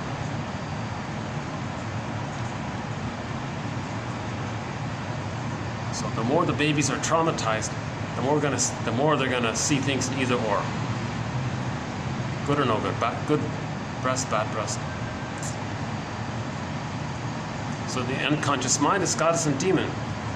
And about a month ago, a guy from a member of the plunder system told his new recruits, "Hey, hello, new recruits. All I want you to do is imagine a garden, and I want you to imagine a jungle. Click, click, goddess and demon. Garden, safe. Jungle, frightening. Oh, bad mother." So the imagery is to evoke in the brain template goddess and demon imagery. Now the speaker will say, "Now I know you were traumatized and you want to replay what happened. Well, garden, jungle, click, click. We want the stuff of those. We want the stuff on the other side of the lake. Now we're on this side. Click, click. Garden, jungle. Oh, click, click. Okay, now your mother plundered your soul, objectified you, didn't care. Okay, now go." So they become the flying monkeys or whatever. So they plunder the stuff, and they don't care because they want to replay. "Look, mother, you see, you plundered my soul and didn't care. I'm demonstrating symbolically what you did to me." And that's the psychology of the plunder system. Now, there's this innate drive for healing. People are always trying to heal. This is innate drive for healing. Enter religion. Religion says, don't heal. Maintain the stories of goddess and demon. Maintain that to prevent healing. Right? One way to maintain a splitting is to imagine the good breast in the sky, or imagine the phantom placenta in the sky, or the phantom breast in the sky. Describe it. Then you are revived of some blissful feelings of oneness with your mother. Then you say, "Are you a believer?" Now, in the process of doing that, you're promoting the splitting. The goddess breast in the sky, you're denying the bad breast. You're promoting the splitting, the either-or thinking, good breast, bad breast. So religion promotes either-or thinking, good breast, bad breast, good placenta, bad placenta. They're promoting the splitting of the stories. So religion is a tool of the plunder system because it maintains the prejudice. Removing the babies caused it. Religion maintains it. Schooling sort of adds later on to schooling, so that schooling. The work of Jane Elliott has also won a Golden Windmills of the Mind Award. She says that if you graduate high school and you're not prejudiced, it's a miracle. You should have gotten an F. Everything about the school system is tilted in a prejudicial way. So much of what you see on TV and here, it's just everywhere. Oh my God. And subtle, the imagery. You watch a movie, they'll show you a person with a shade of brown tone of skin, but the imagery around it makes you feel uncomfortable. Then later on, you see a person with a shade of brown tone, you feel you're triggered like that.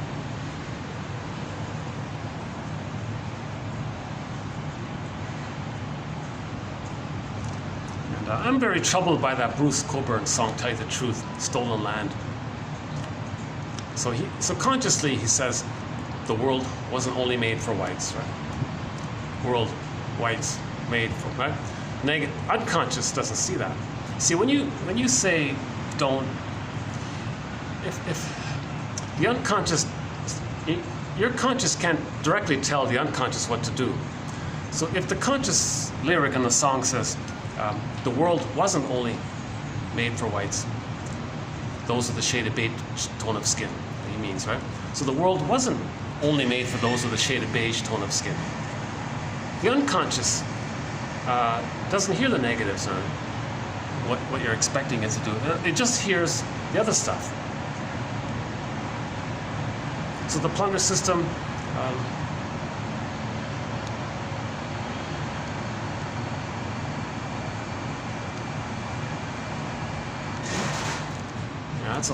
that opens up a whole other topic. And that's not really the purpose of 1001 Windmills of the Mind. I'm not trying to go on any kind of rant about the plunder system. But we do include a little bit of it in reference to forgiveness, because many children are victims of the plunder system.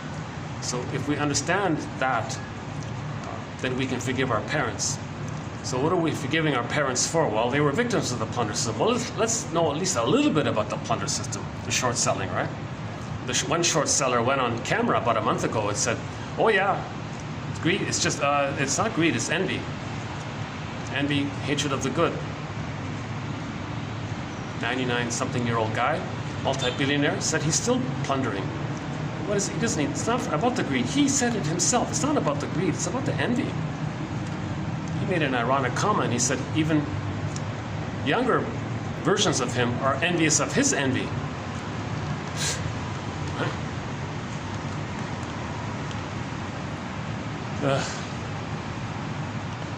So the plunder system. So we know the numbers, right?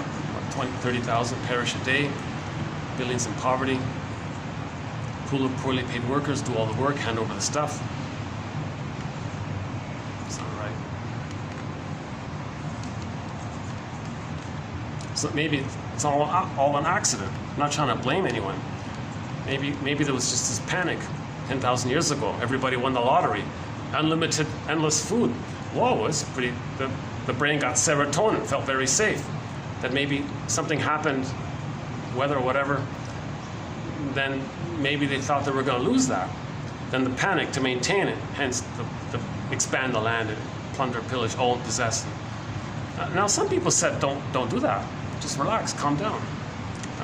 Those are the indigenous people.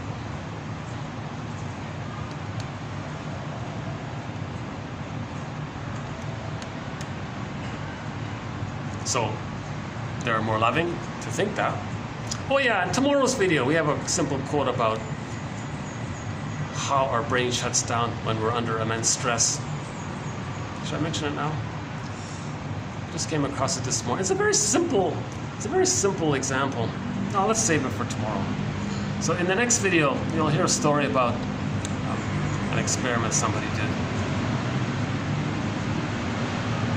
Everybody knows that it's pretty obvious, but it's worth it. It's still worth it. So indigenous people had a lot of goodness. So envy, hatred of the good.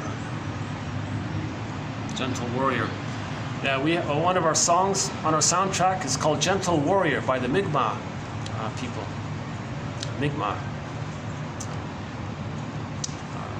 The singer is like Kalo Lynn Johnson.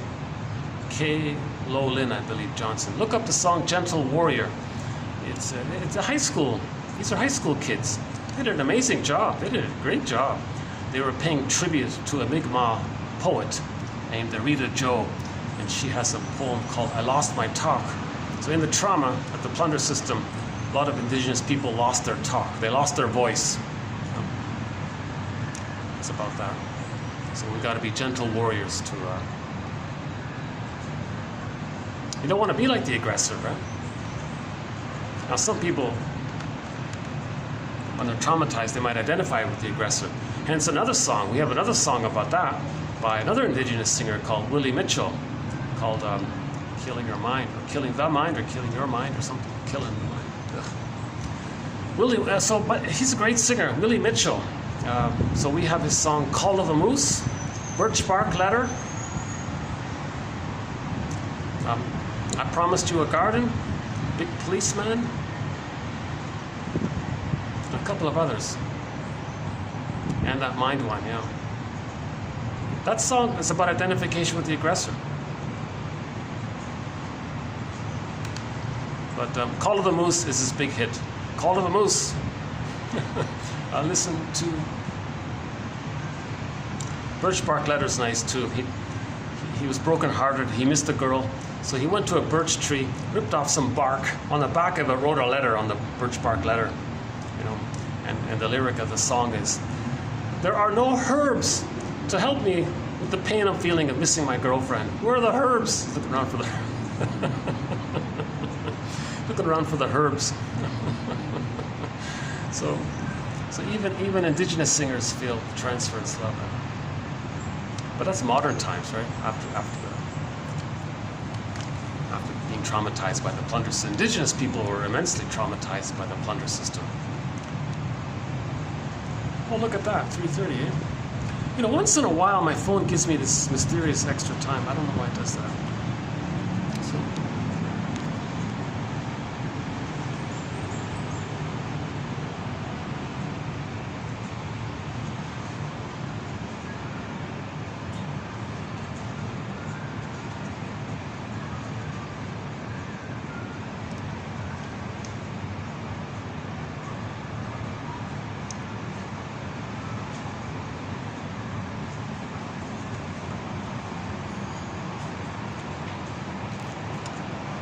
Yellow Taxi. Oh yeah, we have Big Yellow Taxi on our soundtrack. We have, I think, about two songs from Joni Mitchell. Big Yellow Taxi, Paradise. Put up a parking lot. Right? So we know the song. Right? And then when it's gone, yeah, then we freak out, right? When it's gone. My God, the woodpecker. The woodpecker's extinct. Oh my God. Woody the Woodpecker is extinct. The cartoon character, Woody the Woodpecker. The actual woodpecker that cartoon is based on is extinct. Oh my God.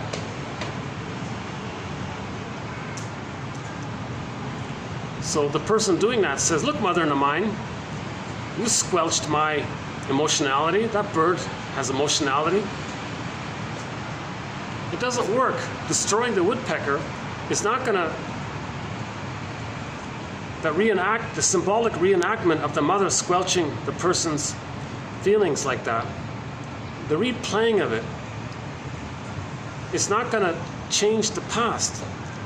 Some kind of symbolic reenactment of what happened in the nursery doesn't change what happened in the nursery. So yeah, again, tomorrow's video, Hans Herma about that one.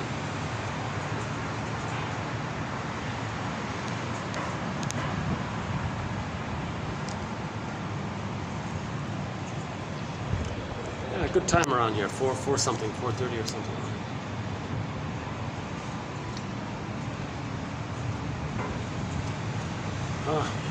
Yeah, oh, geez, they've been good to me, this restaurant. This is my second time here, yeah.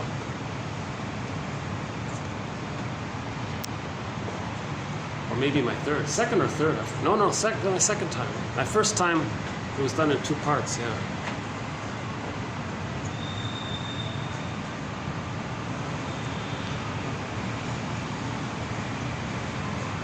Anything else? Any final thoughts here? Call of the Moose. Willie Mitchell. Willie Dunn, another one of our musical voices. Ballad of Crowfoot. Son of the Sun. Children of the World. A couple of others. And Susan Aglu Clark. OCM, we are all family. Literally, she's right. We all came from one big family in northeast Congo. When Homo bodoensis evolved into Homo sapiens, that took place in the Congo, what is now the Congo. I don't know what it was called back then. So there was this massive family back then. And everyone can trace their family tree back to that massive family. 30, we're all cousins, literally. 30 to, Jen Elliott says, 30 to 50 times removed on average. We're all cousins. So that that taxi driver over there, the yellow taxi driver, that guy there is probably my cousin, somewhere between 30 and 50 times removed. We're all cousins. We're all one family. The Scorpions song, we all live under the same sun because we're one. We all live under the same sun, reminding us that we're one. We're all Homo sapiens, and we're the only one family. Thanks to Homo bodoensis. We got to thank Homo bodoensis for us being here. You know, we got to understand trauma. The problem is we got traumatized, and we compounded the problem. So once the baby's traumatized and you replay it, you're compounding the trauma. It has a snowballing effect. And that's why we're destroying things more, we're polluting more, we're gobbling more. Someone's got to hit the pause button and say, wait a minute, you know. So I think a good symbol for this is the music video called Because of You by the singer Kelly Clarkson. Okay. So the song was good and all that, but I'm talking about the music video, Because of You. You can see that, she hit the pause button. She wanted to heal intergenerational trauma. So she hit the pause button and didn't do to her daughter what happened to her when she was her daughter's age. So she paused and changed it and gave her daughter a secure attachment style.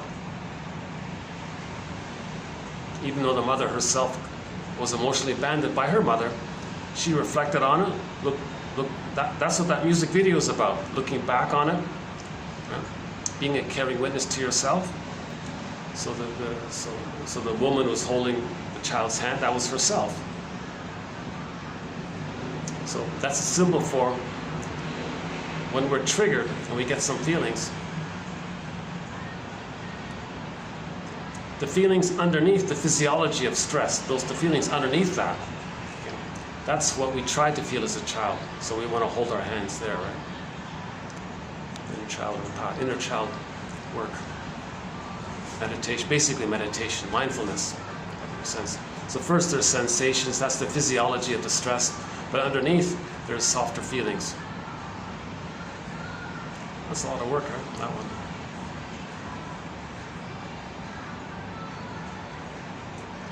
Yeah, we don't really have a thread on meditation actually, but our self-help thread is pretty good. One of my favorite exercises in our self-help thread is called the 5-word question prompt. It's very popular in cognitive therapy. So if you're ever feeling any kind of concern or anxiety in your life and you want a free associate around it, you preface the concern with the following 5 words. What's the hardest thing about, and you fill in the blank, the thing that's on your mind. So what's the hardest thing about, it's 5 words, right? What's the hardest thing about today for me? This weather. Well, my worries about the smog and all that. So what's the hardest thing about the smog? Is it my reaction to it, or is it a combination of both? The reality of breathing in the particles and my reaction to it. So you're concerned about your reaction to the reality of the smog. So you don't want to compound the problem. That's true, I don't want to compound it. So it helps a little bit, and I might, take it easy by that. Like whatever's on your mind, whatever's going on, just preface it with, what's the hardest thing about? Now sometimes you can modify it. You can say, well, what's the saddest thing about it? What's the scariest thing about that? It's pretty good, and then just keep going. Sometimes you realize you're triggered. Then you do the I statement, TQ 2360, plus add in Rosenberg's feelings and needs component. Still recording. Wow. Once in a blue, this will be, if this goes to 4 hours, that means there's something going on with my camera when I've had 3 instances so far when my camera gave me an extra hour. And I don't know why it's doing that. Maybe it's doing it now here as well.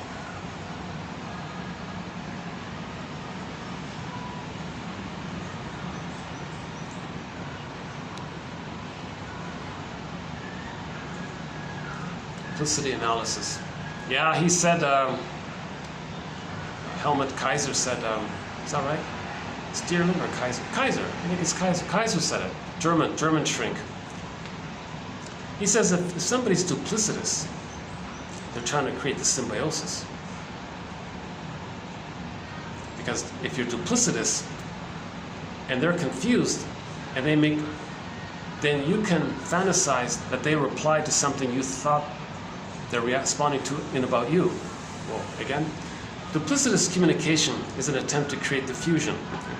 So the person had a problem with the oneness of the mother, so they want to recreate it in the present. One strategy is to create this confusion, and maybe you can, and through the confusion, you can fantasize that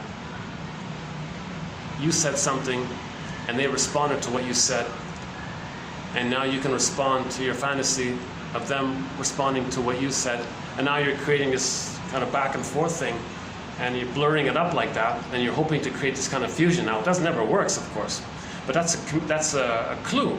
That's a mirror to know that the person didn't get their paradise needs met. So they're trying to create the paradise by trying to create fusion with somebody. So that's the positive intention if somebody's very kind of convoluted and confusing. Like the person with the preoccupied attachment style, right?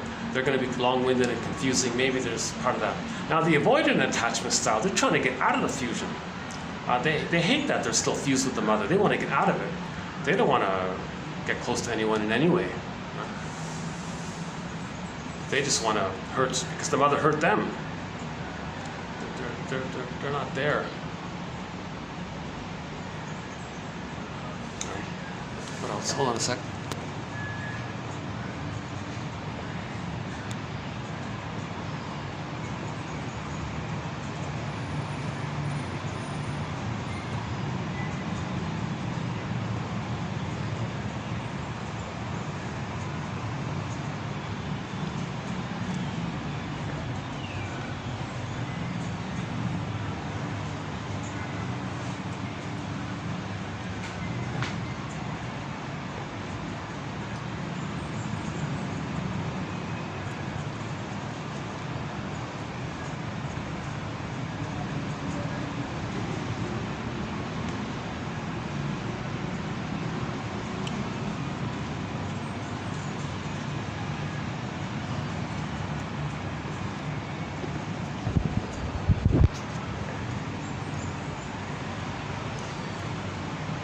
Now that plant there she put out there reminds me of the song Hayfield. So Ann Shell is one of our musical voices. Ann Shell. We've got about 8 of her songs on our soundtrack. A major musical voice to 1001 Windmills of the Mind. Ann Shell. Oh my God, yeah. A lot of great songs from her. The most recent one we added is Back Hayfield. Oh yeah, and the one before it was Back Against the Wall, that one. Yeah, Hayfield. Hayfield, she just says she wants to be nourished by nature, so she goes to her favorite hayfield and feels comforted and nourished by nature. But everybody has a hayfield. Everybody has a place in nature that they can go to where they feel nourished. Nature deficit disorder, right?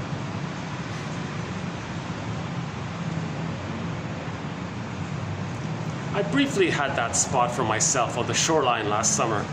It happened only once. There was a low tide. I walked along the shore there, so nobody was around. Oh my God, once I got a peaceful spot, and I could never get it back again. But I can remember it. I can remember it. Be relaxed by it.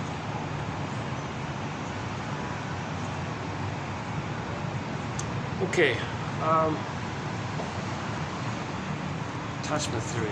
So Bowlby's the big name around that. John Bowlby. I haven't read his books, to be honest with you.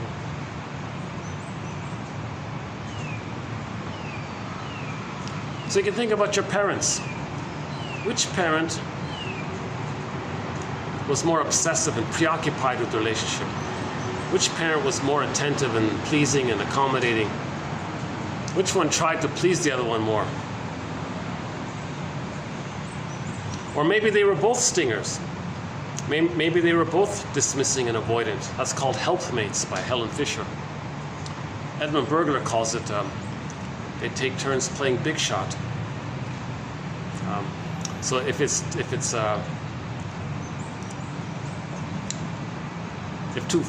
example was two friends had the narcissistic pattern, and the deal was, all right, we'll meet. You get a turn playing big shot, talk about how grand you are, and I'll listen fine. And then I get a turn. You get a turn, I get a turn. So we'll take turns playing big shot. If anybody breaks that deal, if anybody wants an I statement, or if anybody interrupts, or anybody breaks on, it's over. All or nothing. Big shot or forget it. I'm grandiose, or you make me feel devalued, forget it. So it's that either or kind of thing. So he calls some friendships two people taking turns playing big shot, and if somebody violates that unconscious contract. And part of the big shot is they might both scapegoat a third, right? If there is anxiety between the two, the moment there is, oh yeah, what about those fill in the blank on, what about those people in village B? We're in village A, yeah, village, yeah. So they can soothe their anxiety by through what's called triangulation or scapegoating, right? Then they go back to playing big shot. But that's about the only thing they'll share, is their shared hatred for prejudice. Because they both have the splitting mechanism. They both have goddess and demon imagery. So if there's some anxiety between the two, the way to deal with the anxiety is each of them project the boogeyman image onto a third. So person A will do it, person B will do it, then they'll both feel soothed with each other in each other's presence, because they got the third one there that they can both think badly of. In a family, if the parents do that to the child is scapegoated. Now, ironically, the child is going to take on all of the badness and demonstrate it. Now, those two take that child to the therapist and say, therapist, our child is acting out.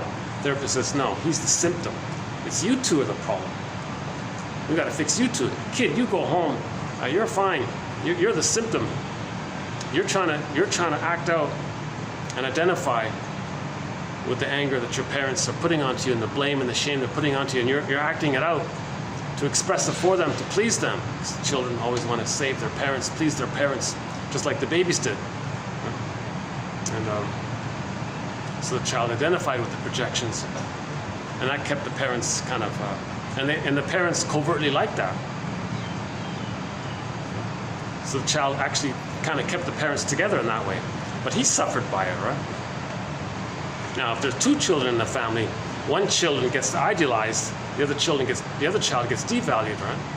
So there can be splitting that way. So you can have two brothers, two sons. One son is idealized, one the good one, and the other one is doing miserable things. That comes from that, right? Because the two of them will project their unfulfilled wishes on the one, and their negative feelings on the other, and the parents get along that way.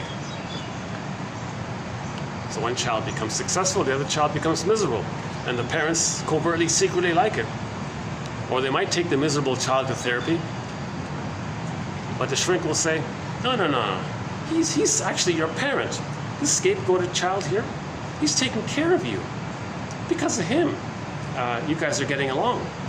You don't have to face each other because he's absorbing all of your attention, negative attention. The negative attention you have on each other, you're both putting it onto him. So he's kind of triangulation. He's keeping you two together. And now you're going to blame him? So, kid, here's a quarter. Go to the pinball machine. I'm referencing the comic Psychoanalysis. Freddy, the guy Freddy in the comic Psychoanalysis. Again, darkhorsepublishing.com. Type in Psychoanalysis. Get that comic, Psychoanalysis. That has also won a Golden Windmills of the Mind Award. The 1955 comic series called Psychoanalysis. 4 issues, 12 therapy sessions, 3 fictional clients. One of them was Freddy, the kid. And he was... his problems kept the dysfunctional mother and father together. So shrink said, Freddy, you go home. That's called family systems therapy, right? Family systems theory. Actually, that Freddy, one time he noticed, so he was having a hard time with each of the parents respectively. One time he noticed that he was able to get them to argue amongst themselves, and he felt some relief. So I think he was on the verge of becoming an Iago type. Because if that's the template, if that's how he learns, the only way he can get some kind of relief is to get the mother and the father to fight. See, in most cases, children don't want that. In most cases, children want their mother and the father to be happy together. But in his case, his only pleasure was to get some relief. So he wanted the mother and the father to argue, then he can be left alone. That could lead to the Iago pattern. Oops. What a guy, 10 minutes. Oh, 10 minutes maybe. Wow. Didn't expect it to go an extra hour here. Yeah, so that comic, Psychoanalysis, yeah. It just got reissued. It just got digitized 3 years ago. February 26, 2020, it got digitized. It's well worth the $28, whatever it costs nowadays. That's the best introduction to psychoanalysis. That comic, Psychoanalysis. Great job. They teach about transference, repetition, compulsion, unconscious guilt. Oh, the eating one. There's a very good quote about overeating. Oh my God, that guy who was an overeater. He makes a reference that you're still trying to please the mother, save the mother. So you overeat to please your mother. Yeah, check it, that's a good one. And that guy was also a womanizer and so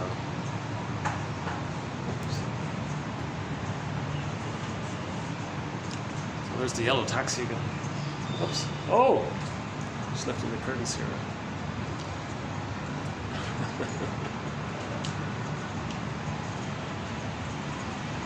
Let me show you the restaurant here. I'm sure it's... I have no idea how the food is, if it's good or not, but there it is there, huh? Yeah.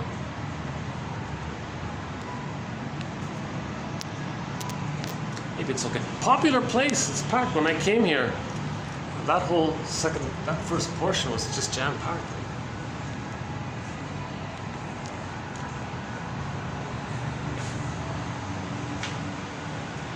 Our companion beverages to 1001 Windmills of the Mind.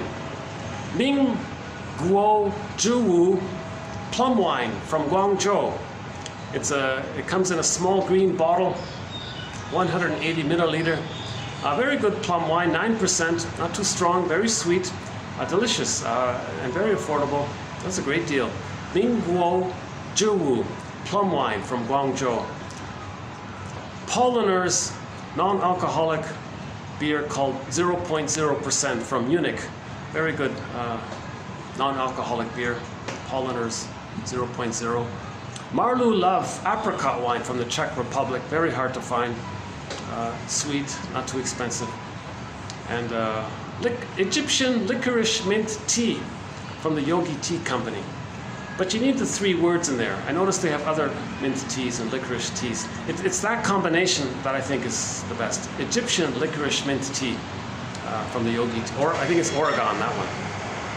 Those are the four companion beverages to 1001 Windmills of the Mind. Our companion flower, we started a new thing about the companion flowers. The lotus, mentioned earlier, but the importance of the lotus birth, so the lotus flower, very beautiful flower. Our companion animals to 1001 Windmills of the Mind. The crow, the keeper of spiritual and psychological wisdom and knowledge, the crow, according to some indigenous traditions. The blue jay, so think about Shirley Temple. The blue bird of happiness is within. The blue bird of happiness. So if we want to feel our heart math or our the energetic heart area, the C5 or something, what is it? The warm vibes from the center. Our energetic heart or something. The blue bird of happiness is within. So the warmth of our energetic heart, not the physical heart, the energetic heart. The blue bird of happiness is within. The loon, the heron, yeah, the heron, majestic, beautiful birds. Canada geese. I only got one glimpse of the Canada geese. Oh my God. I lost some videos in the summer, so they might not even be in there. Yeah. The gecko, the little gecko, cute little guys. The cat, for sure, the cat.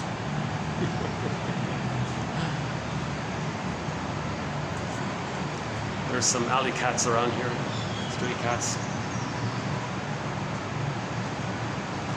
And the mosquito, for sure, the mosquito, lots of mosquitoes. Not here. In my last summer, I ran into some mosquitoes.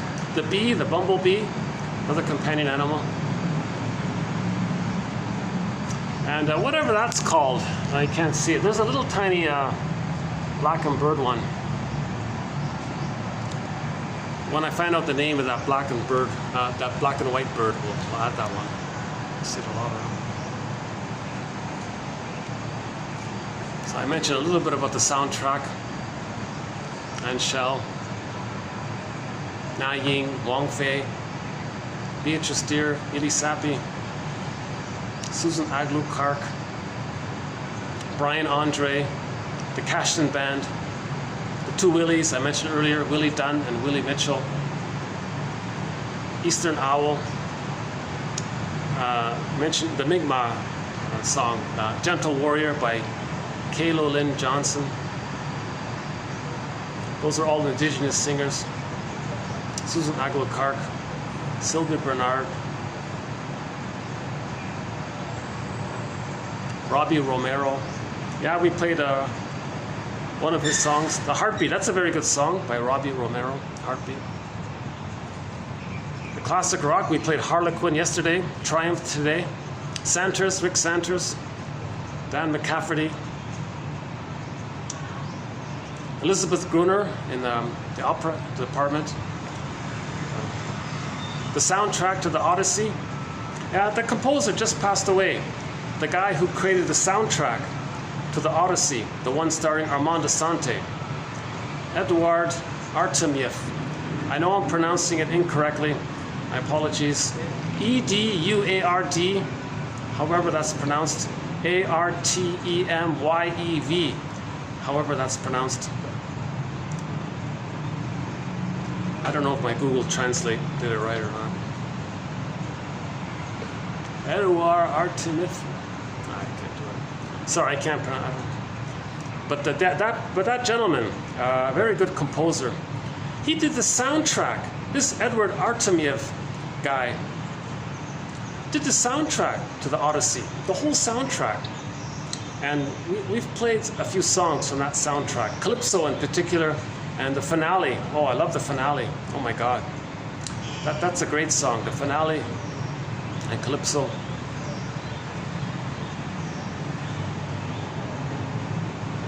Another Golden Windmills of the Mind Award went to Paul Gray's book called Ego and Analysis of Defense.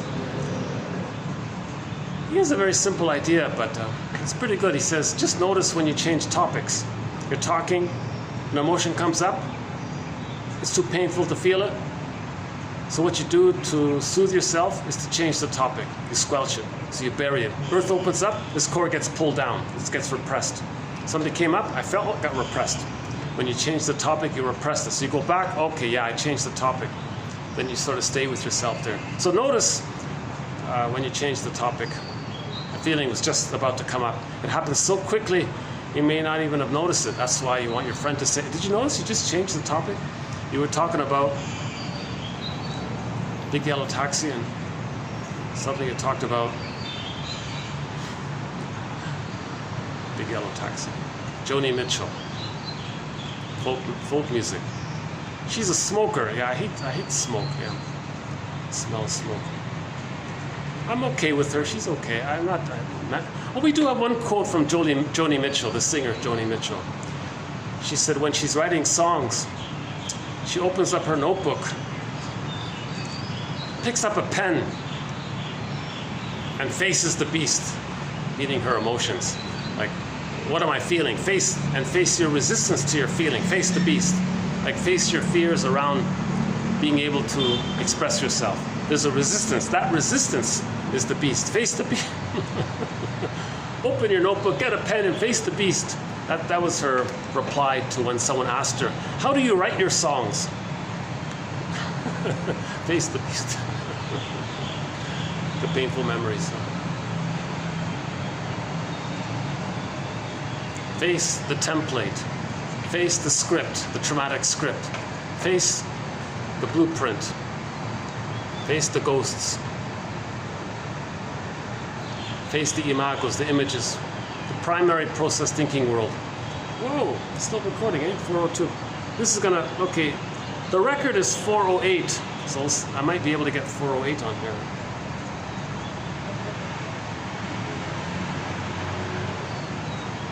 Any other singers?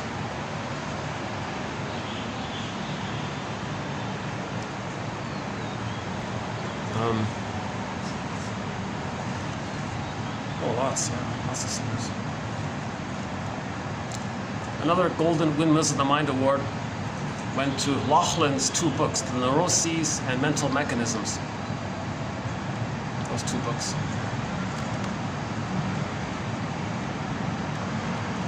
Yeah, as mentioned in the next video, I just came across an article by Hans Hermer about the basics of psychoanalysis. I thought it's pretty good. So we'll have a few quotes from that book, that article.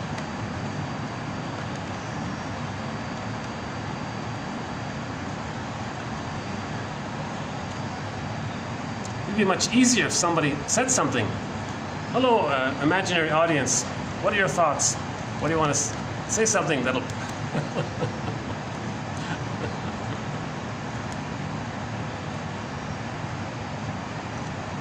So I have an imaginary audience, right? Like I'm fantasizing that at some point, somewhere, sometime, someone might have an interest in this and hear it.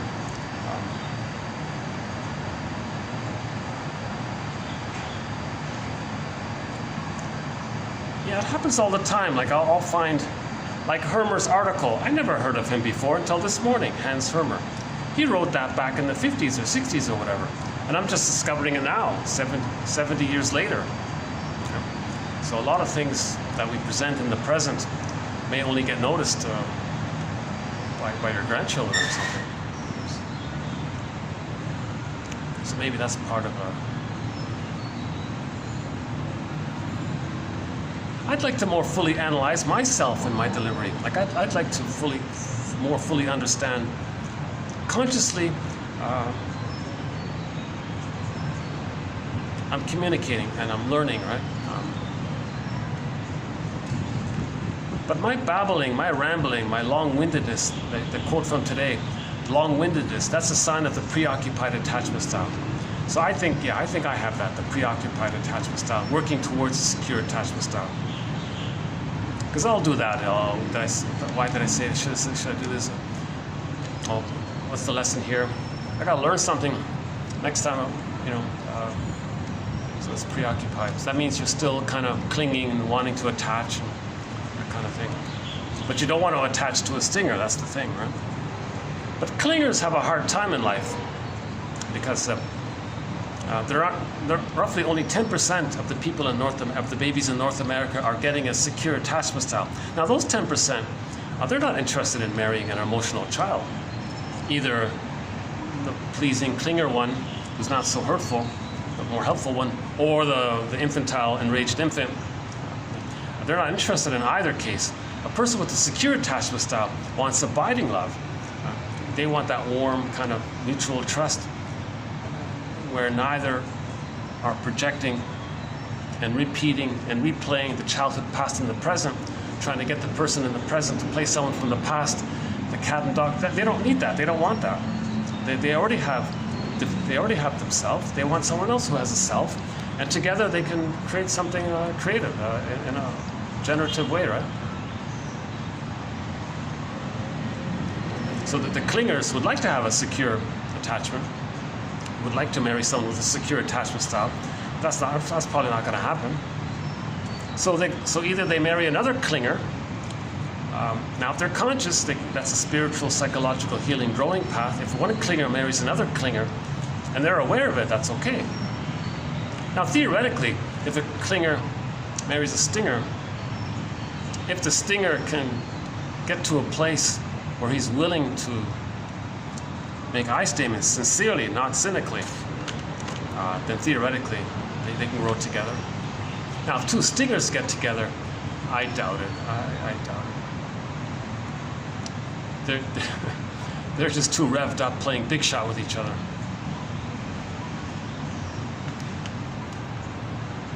The chemistry must be too strong, right? I know why. There's no motive. There's no incentive to move forward. If they're getting so much serotonin by playing infantile God, why grow up? So a lot of their songs are about, it's foolish to grow up. 18 forever. You know, I think that's one of their songs. Let's be 18 forever. Here for a good time, not along these kind of songs, right? Trooper, yeah, we have one song from Trooper. Janine, that's a very good song. Janine. Oh, Janine. Yeah. That's a very good, and oh yeah, there's a second song we could play. We haven't played yet. 3 dressed up as a 9. Oh yeah.